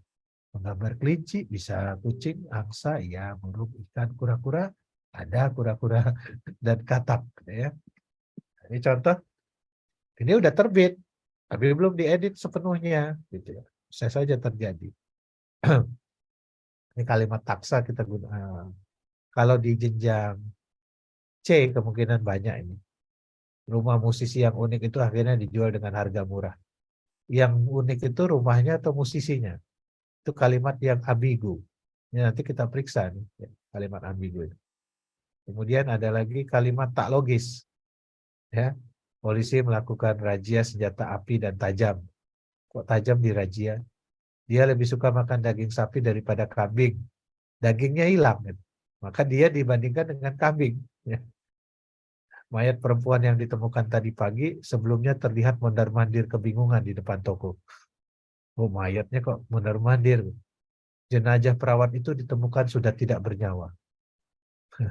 Ya iyalah, jenazah sudah tidak bernyawa gitu. Nggak ada jenazah yang hidup kan. Nah, bahasa-bahasa seperti ini sering ya disebut bahasa tak logis. Kemudian ada lagi kalimat tanpa subjek. Ini karena Bapak Ibu menghilangkan subjeknya langsung kata penghubung. Sedangkan rati, sehingga, ini sering nih. Agar kamu, ini nggak boleh karena nggak ada subjeknya. Ya, kalau mau sedangkan diganti adapun rati, sehingga jadi dengan demikian orang berarti. Cuman kalau di bahasa fiksi jadi aneh itu dengan demikian gitu. Nah, pada dinding gedung itu mestinya harusnya padanya nggak ada nih, dinding gedung aja langsung. Menurut Biina melaporkan, menurutnya nggak usah. Biina melaporkan Dodi baru saja datang. Ya. Biina melaporkan bahwa Dodi baru saja datang mengambil tasnya dan pergi lagi. Dari penyelidikan yang kulakukan memperlihatkan, nggak usah pakai kata dari, penyelidikan yang kulakukan memperlihatkan. Nah, kalimat tanpa subjek. Sering juga terjadi. Kalimat rancu. Mungkin terjadi di jenjang C. Karena kalau di jenjang B1, B2 jarang pakai ini ya. Jika maka gitu. Makanya harusnya nggak ada nih. Apabila maka. Meskipun tetapi, tetapinya harusnya nggak ada. Walaupun tetapi, karena rancu dia. Dua kata penghubung digunakan. Ya. Nah, jam berapa nih sekarang? 10.30 lewat. Hampir berapa menit lagi. Jadi itulah Bapak Ibu, swasunting paling tidak yang Bapak Ibu pahami, intinya menyunting dilakukan setelah naskah selesai. Fokus kita pada mana? Tadi kelemahan dan kesalahan. Kesalahan itu pasti banyak bahasa. Ya, kan nanti ada penyunting, ya betul ada penyunting nanti setelah naskahnya diterima. Tapi ketika masuk ke Dewan Juri, itu akan sangat dipertimbangkan bagaimana Bapak Ibu rapi gitu nulis naskahnya. Itu nggak ada salah tik, nggak ada yang tadi ya ada spasi, nggak ada spasi. Itu sudah diperiksa semua. Apalagi buku-buku jenjang A, B, C yang notabene teksnya sedikit gitu. Kalau sampai salah itu keterlaluan. Beda ya dengan C, D, E gitu ya. Teksnya banyak, kemungkinan salahnya besar.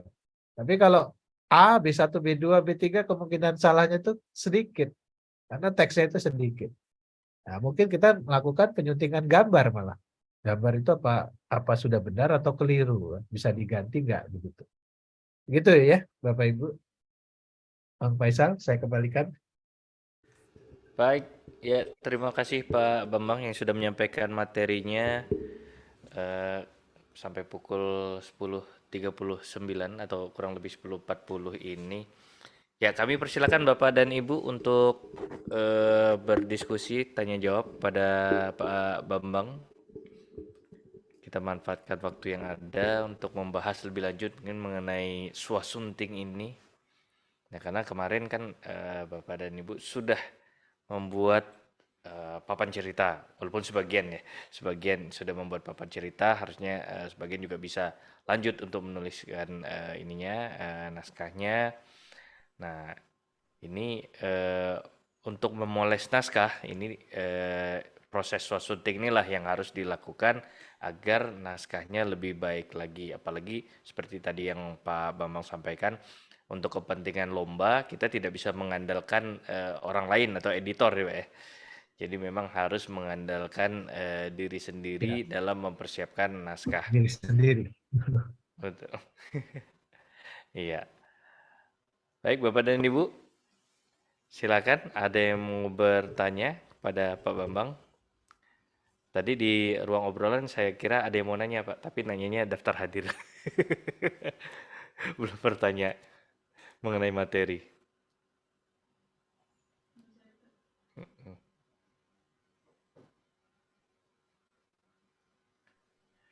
Oh ya, boleh Bu. Nggak apa-apa off kamera. Bu Zaitun mau bertanya. Silakan Bu Zaitun. Pak Bambang, Ya. Bambang mana? ingin bertanya Pak Faisal kepada Pak Bambang. Pak, Siap, silakan Bu.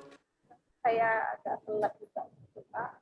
Yang saya tanyakan, apakah ada form baku untuk kita suasunting naskah cerita anak kita ini, naskah cerita kita ini, apakah ada form bakunya supaya dia itu jadinya sistematis. Yang pertama, yang kedua, untuk suasunting naskah sebaiknya apakah kita menyiapkan contoh kamus umum besar bahasa Indonesia gitu, maksud saya alat-alat yang kita butuhkan kita siapkan dulu gitu, apakah dia berbentuk file-file gitu ya Pak ya, kita mengecek, karena saya lihat yang materi Bapak tadi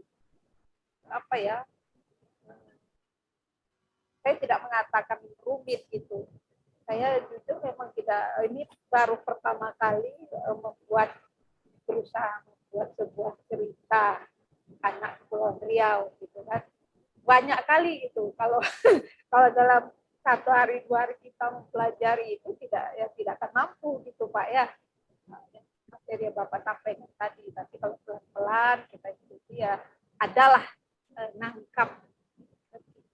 yang tertangkap seperti itu. Kemudian Pak, Dewan Juri ini ketika naskah dari peserta itu masuk, itu kalau gini Pak, maksud saya kalau dalam sebuah karya tulis contohnya ya Pak ya, artikel itu kan ada Turnitin, ada aplikasi Turnitin untuk melihat ini presentasinya plagiat gitu ya. Kalau untuk naskah cerita anak ini, apakah ada aplikasi khusus atau aplikasi khusus lah yang digunakan oleh para juri begitu Pak, sehingga tingkat memang ya saya yakin juri itu ahli dalam menilai, sehingga tingkat kesalahan hasil karya atau naskah peserta itu kecil gitu. Atau bagaimana sebenarnya? Itu dulu Pak, terima kasih Pak Faisal. Sama-sama Bu Zaitun. Ya, silakan Pak Bambang untuk menjawab pertanyaan Bu Zaitun. Tadi tertangkap semua pertanyaannya Pak? Ya, tertangkap ya. Jadi memang Bu Zaitun memang rumit nulis cerita anak itu. Dan memang rumit juga nulis skripsi ya. Memang. Makanya kalau seperti swasunting itu kita menganggap orang yang melakukan swasunting sudah paham di awal ya, waktu kita ngasih pelatihan pembekalan itu, terutama sudah paham sastra anak. Ada unsur intrinsik tadi kan, itu kan rumit itu, tokoh, alur, latar. Tapi kalau yang nulisnya belum paham, tentu dia nggak akan bisa menyunting. Apa yang mau disunting kalau saya nggak punya kapasitas keilmuan tadi? Maka kantor bahasa ini mengadakan dulu yang namanya pelatihan dan bintek supaya dapat kapasitas gitu ya, dapat kapasitasnya. Karena swasunting ini di ujung dia, di ujung. Ya. Kalau dikatakan ada formnya nggak? Ada form bakunya nggak? Ya bisa aja dibuatkan formnya. Tapi kalau nggak si penulisnya juga nggak punya kapasitas, dia nggak bisa tahu formnya. Misalnya formnya analisis tokoh gitu kan formnya gitu ya. Analisis perwatakan tokoh, apa ini perwatakan? Bagaimana ini? Nah, itu. Kemarin kalau dari kita bahas masing-masing apa ya, kemarin tiap-tiap dari beberapa tugas yang sudah diselesaikan itu kelihatan kan. Walaupun banyak yang belum selesai gitu. Kelihatan oh tokoh ini nggak logis gitu ya. Tokoh ini bertentangan dengan sinopsisnya dia. Nah, seperti itu. Jadi kalau di juri ada ininya, ada form penilaiannya. Biasanya penilaian itu materi, penyajian, bahasa gitu ya. Jadi ada indikatornya, ada variabelnya untuk menilai. Kalau menyunting memang tidak. Jadi ibaratnya gitu lah, kalau menyunting yang praktisnya kita membaca lagi apakah ada di dalam naskah itu yang janggal. Boleh juga kita mengujinya ke anak-anak.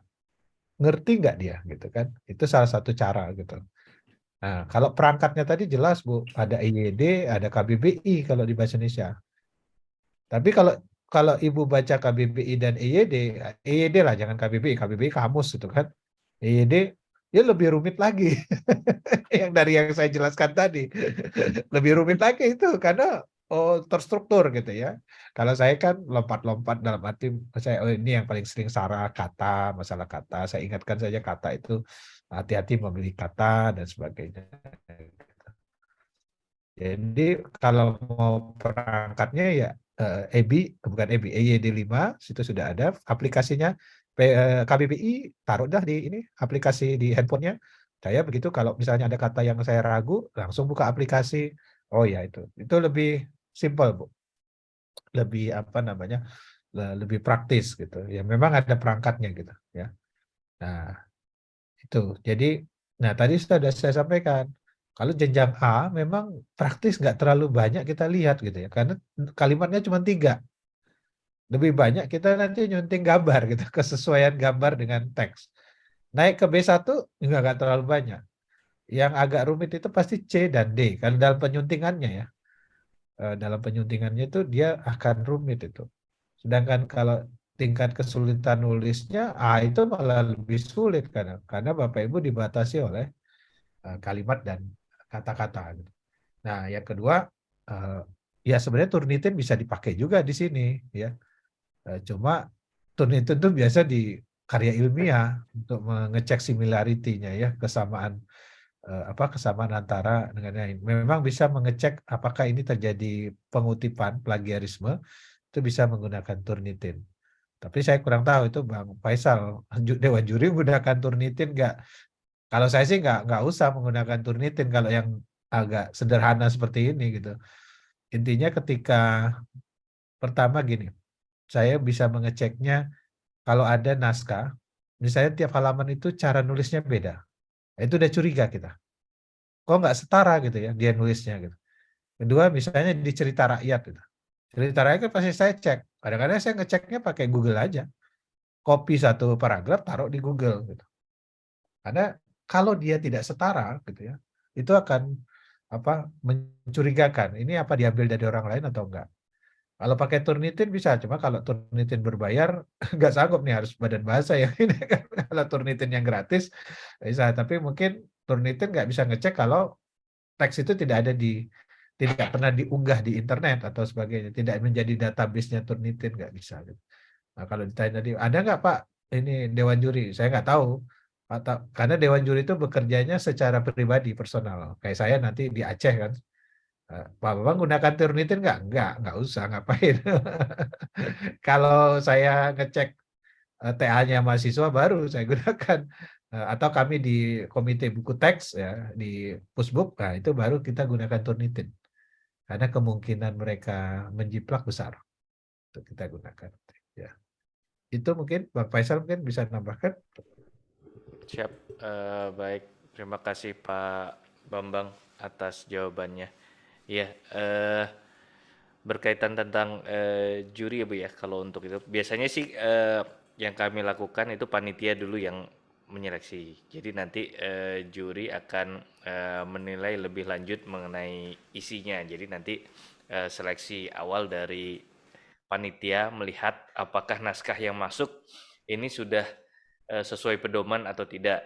Nah, nanti kalau udah berkaitan, kalau sudah sesuai, sudah cocok, baru nanti lanjutkan penilaiannya oleh dewan juri. Nah, berkaitan tentang dewan juri nanti mau pakai aplikasi atau tidak, memang bebas tergantung dari juri ya, bisa menggunakan atau tidak. Tapi khusus untuk sayembara nanti, terus terang ini dewan jurinya masih kita rahasiakan.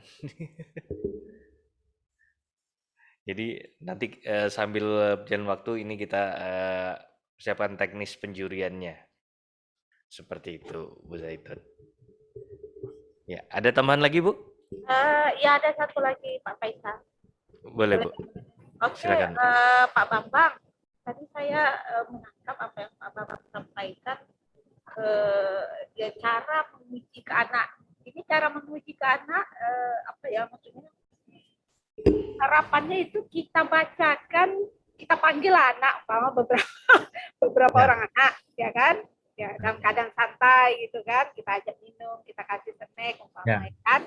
Terus saya bacakan naskah cerita saya tersebut kepada beberapa anak ini, teknisnya Ya. begitu. Ya.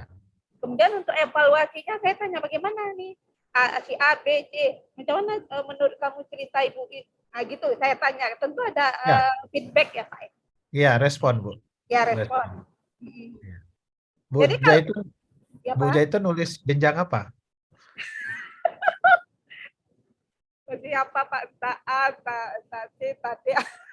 Wih, Kalau C, entahnya banyak rupanya. ya, Bu Zaitun Lima kalau jenjang langsung. nulis C, nulis B3 kan relatif nggak usah dibacakan. Anak-anak itu suruh baca. Baca sendiri. Tapi kalau Bu Zaitun nulisnya B2, B1A itu pasti dibacakan gitu, Bu. Ya, katakanlah yang B saya saya kan rencananya yang apa itu Pak, cerita rakyat Duyung dan Buah Setu itu dan ada saya perbaiki sesuai saran Pak Bambang.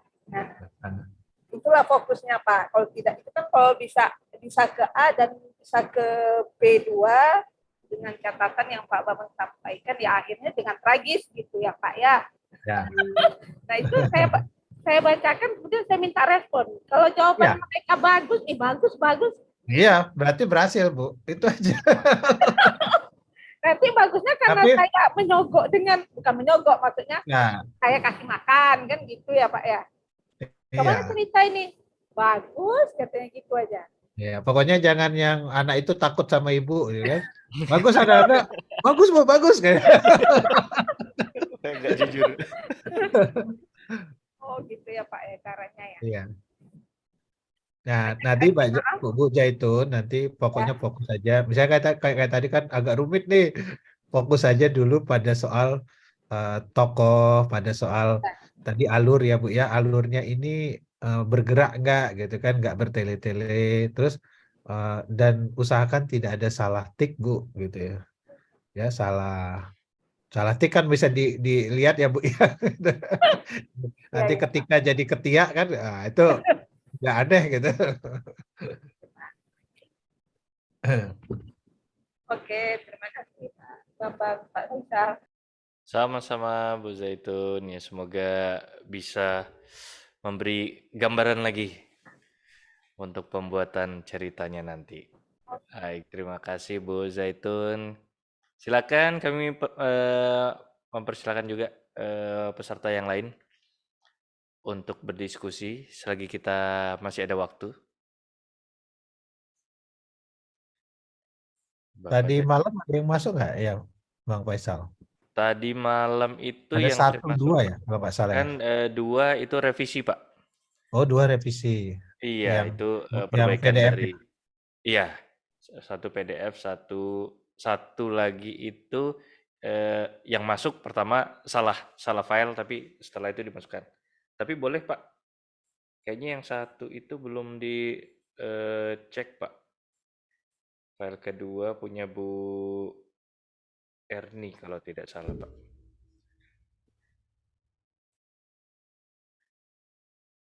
Papan cerita jenjang B2 nama filenya. Yang Bu Erni. Bu Erni itu saya masuknya 2 kali, yang lama belum saya hapus sepertinya. Iya, yang Nama tentang filenya itu. papan cerita jenjang B2.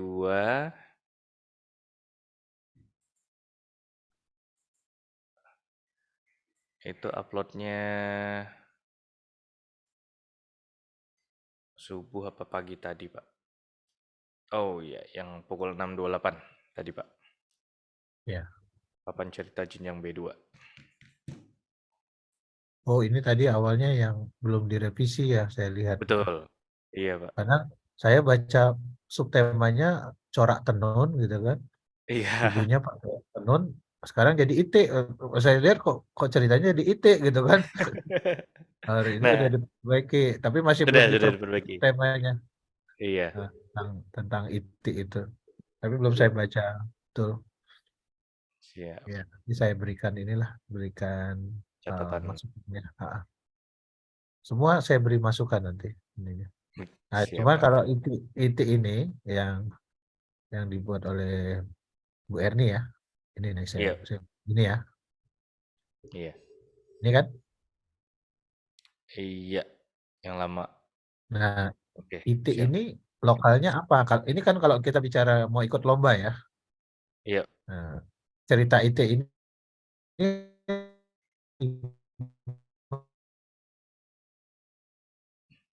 di Izin juga Pak, gitu ya. putus-putus. IT Kepri beda sama IT. Iya, sempat hilang suaranya tadi, Pak. Iya, jadi ini kan mau ikut lomba di ini kan, di cerita anak ini kan cerita anak Kepulauan Riau. Nah, saya nanya budaya lokalnya di mana ini kelokalannya? Itu Itik Sekawan itu nama ini Pak, nama apa namanya, motif tenun. Izin ya Pak, saya keluar dulu. Baru bisa hidup kamera. Saya lagi di Polres Pak, maaf ya Pak. Saya cari posisi dulu Pak. Ya Pak, Itik Sekawan itu judul yang saya ambil dari sebuah motif tenun. Gitu. Jadi ternyata Itik Sekawan itu ada maknanya tersendiri gitu Pak. Saya bingung mau ngasih judulnya apa Pak, tapi karena saya ingin memberikan makna dari Itik Sekawan itu, jadi saya bikin judulnya Itik Sekawan. Jadi ceritanya bukan tentang itik Pak, tapi makna dari motif Itik Sekawan gitu. Ya, justru bukan tentang itik, tapi Ibu memulainya dari itik gitu. Jadi ini ada dua fokus. Gitu. Sore hari pukul 3 ada sekumpulan itik sedang berjalan kan gitu ya. Jadi Iya. anak itu nggak bisa nangkep Bu, nggak bisa nangkep ini tentang tenun Siap. itik sekawan. Yang dia tangkep ini cerita itik. Siap. Kalau saran saya langsung ke tenunnya aja Bu, jangan cerita itiknya. Nah, Gitu. misalnya, oh kenapa namanya itik sekawan? Nah barulah dijelaskan. Ayo, nah, misalnya gini ya. Nah, ayo kita lihat itik misalnya dengan temannya ya. Itu kok Ya. tenun ibuku kayak itik gitu ya. Yuk kita lihat itik itu ada di mana ya? Oh itu ada di sana. Nah jadi mulainya itu dari tenunnya, jangan dari itiknya. Oke, siap. Ya, kalau ini jadi ada dua fokus. Satu cerita itik, satu cerita tenun. Nah, kalau anak-anak itu nggak bisa dia nangkap dua fokus. Dia nangkapnya satu fokus. Mau cerita itik ya itik aja. Atau mau cerita tenun, tenun aja. Tapi tadi kalau tenunnya itu ada nama itik sekawan, anak itu kan penasaran ya, Bu Erni ya. Kok Ya, namanya Pak. itik sekawan gitu. Memang tenunnya itu ada gambar itiknya, enggak? Ada Pak, gambar itik Ada. berjajar gitu. Memang gambar itik. Nah, itu apalagi ada itunya kan. Jadi anak itu pengen tahu gitu, pengen lihat itik dia. Itu aja Bu dari situ. Ya. Kalau ini kan saya lihat, makanya tadi saya bingung. Ini cerita tenun kok dimulai dengan cerita itik gitu ya. Ya. Siap Pak. Ya. Siap merevisi. Nanti saya kasih catatan di sini. Ibu nanti lihat catatan saya ya. Siap Pak. Ya. Izin Pak, boleh bertanya Pak? Iya silakan. Tadi kalau dibilang cerita saya ini terakhir kirimnya, sebenarnya Pak di tugas hari Senin itu saya sebenarnya sudah mengirimkan. Saya kirimkan dengan Pak Faisal, tapi saya tidak mengizinkan kirim ke link drive karena saya belum siap. Waktu itu baru bikin beberapa teks. Nah, awalnya itu memang saya langsung ke cerita itik sekawannya. Jadi ibunya yang memang seorang pengrajin tenun dan setiap hari itu menggunakan pakaian hasil dari tenunannya. Nah, yang ingin saya fokuskan adalah itik sekawan itu. Jadi saya ingin membuat cerita ternyata motif dari tenun sang ibu itu menarik untuk sang anak. Jadi anak itu ingin menggambar gitu. Cerita di awal tuh saya inginnya seperti itu, tapi nggak apa ya Pak, buntu gitu. Jadi saya bingung. Akhirnya saya buatlah seperti ini gitu. Ya, yang awal saya lihat itu, yang ibu Itu ibunya masih berantakan banget. ibunya berpakaian bagus, terus saya tanya logikanya. Ibunya berpakaian bagus, anaknya kok nggak tahu bahwa itu tenunan ibunya. Kan dikatakan ibunya bekerja sebagai pengrajin tenun. Iya, siap. Ini malah menarik, Bu. Jadi gini sekarang saya Bu Erni. Tetap mulainya dari ibunya ya. Ketika misalnya suatu hari ibunya memakai tenunan itik. Tenunan kan banyak ya, Bu, berarti. Ya. Bukan hanya itik sekawan kan. Iya, Pak. Suatu hari ibunya pakai itik sekawan. Indah sekali, kan? Nah, terus dia bilang, Bu, ini tenunan apa? Ibunya bilang tenunan itik sekawan. Kenapa namanya itik sekawan? Ya kan ini ada itik. Nah, dari situ si anak ini pengen lihat itik, tapi nggak usah diantar ibunya. Jadi cari dengan temannya, mereka pun, misalnya dia di kampung gitu ya, keliling kampung cari itik gitu kan. Ya artinya yang aman buat anak lah gitu. Jadi dia melihat itik sekawan. Nah kalau ibu mengatakan dia jago menggambar, nah dia coba gambar itik sekawan itu. Dia coba gambar dan kemudian dia gak meniru motif itik sekawan yang ibunya juga, dia gambar juga gitu. Nah kemudian akhirnya dia gambarlah gambar ibunya memakai gaun itik sekawan. Wah udah selesai. Siapa? Ibunya senang gitu kan, oh ibunya gembira gitu. Jadi ibu bisa memasukkan pesan tentang tenunan itik sekawan itu, bisa anak-anak yang punya rasa ingin tahu itik itu kayak apa gitu, kenapa itik sekawan, oh itik itu kalau berjalan beriringan gitu kan. Dia misalnya ke apa, ada orang yang beternak itik di situ, dia lihat gitu. Atau itik-itik yang dilepas itu. Itu aja Bu, gampang. Jadi mulainya jangan dari itik, karena mulainya dari itik, anak langsung terpengaruh pada itiknya, nggak kepada tenunnya. Siap Pak. Pak, boleh nanya lagi Pak? Ya. Jadi gini Pak, saya kan baru beberapa waktu yang lalu mengadakan masih riset ringan. Kebetulan di daerah Karimun itu di pulau apa ya, saya lupa, itu ada sebuah daerah yang memang setiap hari menggunakan baju kurung. Itu uniknya Pak.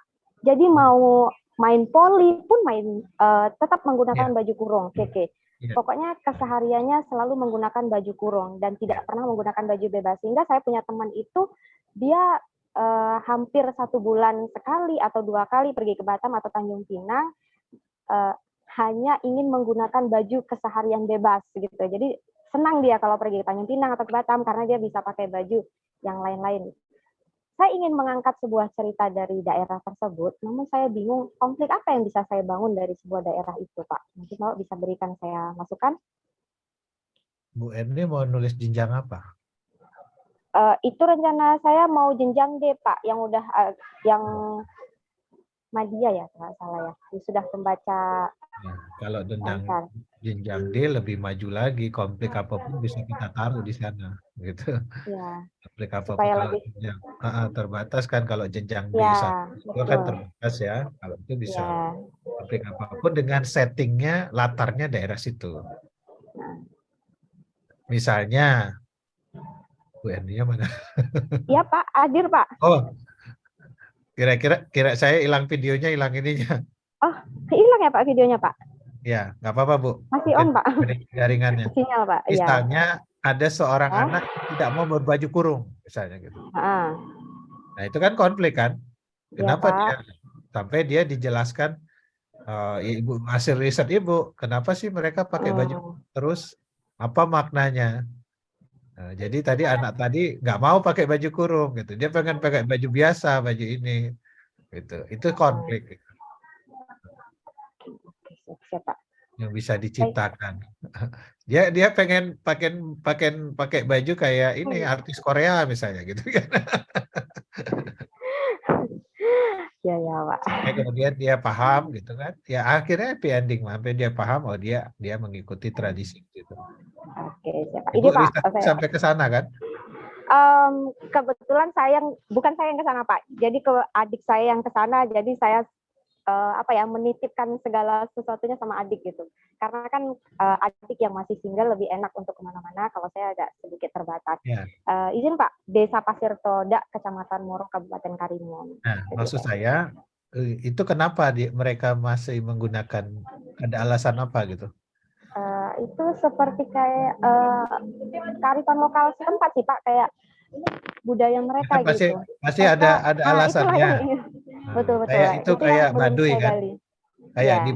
di Baduy itu nggak boleh pakai alas kaki. Jadi mereka kemana-mana jalan kaki nggak pakai sepatu.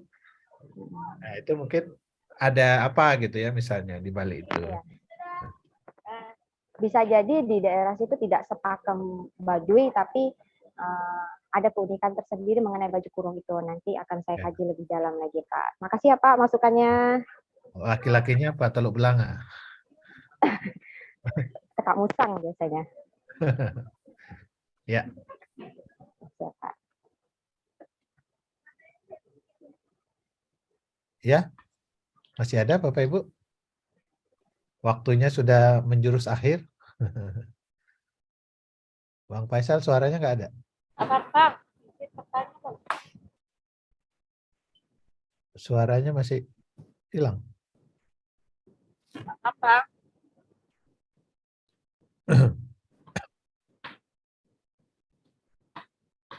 Halo, Pak Bambang. Oh iya Bu. Ini Pak, bertanya Pak. Oh iya silakan Bu. Langsung nggak nampak Pak Faisal saya. Pak Bambang, ini umpama di cerita yang A, kita mau mengangkat tentang baju kurung. Tadi saya tertarik yang dibilang Ibu Erni. Tapi yang A-nya. Nah, saya masih bingung ya Pak ya, yang terkait kalau untuk tokoh dan penokohan, alhamdulillah saya paham. Tapi yang terkait MOA itu tujuan, motivasi dan alangan itu Pak. Iya. Nah, katakanlah judulnya itu baju kurung pertama Aisyah, umpama judulnya Pak. Ya. Nah, jadi kita ingin tujuannya itu Aisyah mendapatkan hadiah baju kurung. Kemudian motivasinya ini Aisyahnya senang gitu Pak. Aisyahnya senang. Iya. Bisa begitu Pak? Enggak. Tujuannya dia kan dapat hadiah nih Bu. Ya. Tujuannya Aisyah ingin memakai baju kurung pada pesta ulang tahun temannya, misalnya gitu Bu. Itu tujuan dia. Ya. Motivasinya apa? Menunjukkan baju kurungnya kepada teman-temannya. Oh, begitu. Iya, alangannya apa? Ternyata baju kurungnya terkait paku Bu, terkait paku robek. Nah itu. Itu udah cukup untuk jenjang A itu. Ya dijahitlah sama ibunya walaupun dia nangis kan gitu ya. Ternyata ibunya jago jahit gitu ya. Jadi beres gitu. Itu Bu, alangannya cuma itu. Tapi Pak, kalau umpama tujuannya dia kan Aisyah mendapatkan hadiah baju kurung. Kalau tujuannya tadi kan kalau Bapak sampaikan dia ingin memakai baju kurung pada saat pesta ulang tahun. Umumnya kalau penggunaan baju kurung itu kan Pak umpama di momen Idul Fitri, Idul Adha begitu loh Pak. Yeah. Dan ini adalah pertama kalinya Aisyah ini memakai baju kurung gitu. Berarti tujuannya itu bisa gitu Pak. Pada momen yang di lebaran sebelumnya Aisyah itu tidak pernah punya gitu. Oh iya. Kalau gitu boleh Pak? Ya boleh. Jadi tujuannya bukan karena dia dapat hadiah, bukan. Itu bukan tujuan. Tapi tujuan tokoh utama karena dia dapat hadiah, tujuannya adalah memakai baju kurung pada lebaran. Ya kan? Iya, Pak. Tadi motivasinya apa? Ya karena dia nggak pernah pakai baju kurung pada saat Lebaran. Dia pengen menunjukkan ke teman-temannya, itu motivasi kan. Oh, Dia iya. juga punya baju kurung baru gitu. Ya tadi ada alangannya misalnya. Alangannya bajunya kebesaran, bisa saja gitu Bu. Iya, Pak. Gitu. Oh, iya, oke, Pak. Ya, Terima kasih, Pak. ya, Baik, ya itu tadi pertanyaan dari Bu Zaitun.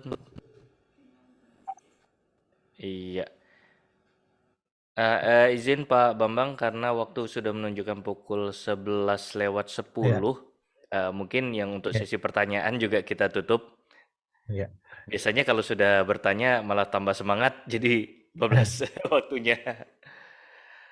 Baik, Bapak dan Ibu dan Pak Bambang serta Bu Irma, dengan berakhirnya pertanyaan tadi dari Bu Zaitun, jadi berakhir juga pertemuan kita di hari kelima dan di hari terakhir ya, kegiatan bimbingan teknis penulisan bahan bacaan Kepulauan Riau 2023. Kami harap kegiatan ini yang sudah dilaksanakan kemarin secara tatap muka dan daring dan sambungannya juga sekarang secara daring selama 5 hari, ini bisa menambah informasi, masukan juga dan dasar-dasar juga kepada Bapak Ibu peserta dalam membuat bahan bacaan anak. Tidak hanya untuk sayembara, memang ini pertama difokuskan untuk sayembara penulisan bahan bacaan. Jadi, tapi harapan kami ya tidak bermanfaat hanya untuk mengikuti sayembara, tapi juga bermanfaat dalam Bapak dan Ibu yang mau menuliskan buku bahan bacaan yang mungkin diterbitkan sendiri atau mungkin nanti diterbitkan di instansi atau lembaga masing-masing juga bisa gitu. Jadi memang kita kan payung besarnya ini meningkatkan literasi di masyarakat di Indonesia, ya salah satunya dengan cara menambah bahan bacaan yang bermutu.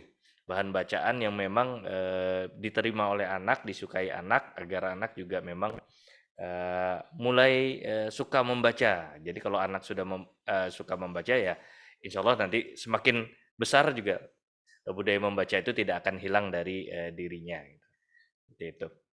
Baik, kami selaku panitia mengucapkan banyak terima kasih kepada Pak Bambang dan Bu Irma yang sudah berbagi ilmunya kepada kita semua dan sudah meluangkan waktunya juga, walaupun sekarang sedang bertugas ya Pak di Bogor. Iya, udah batuk-batuk ini. Bicara Udah alarm memasuki suruh bulan pulang. puasa. Iya. Kemarin kalau tidak salah di Babel bulan puasa juga ya Pak ya. Iya.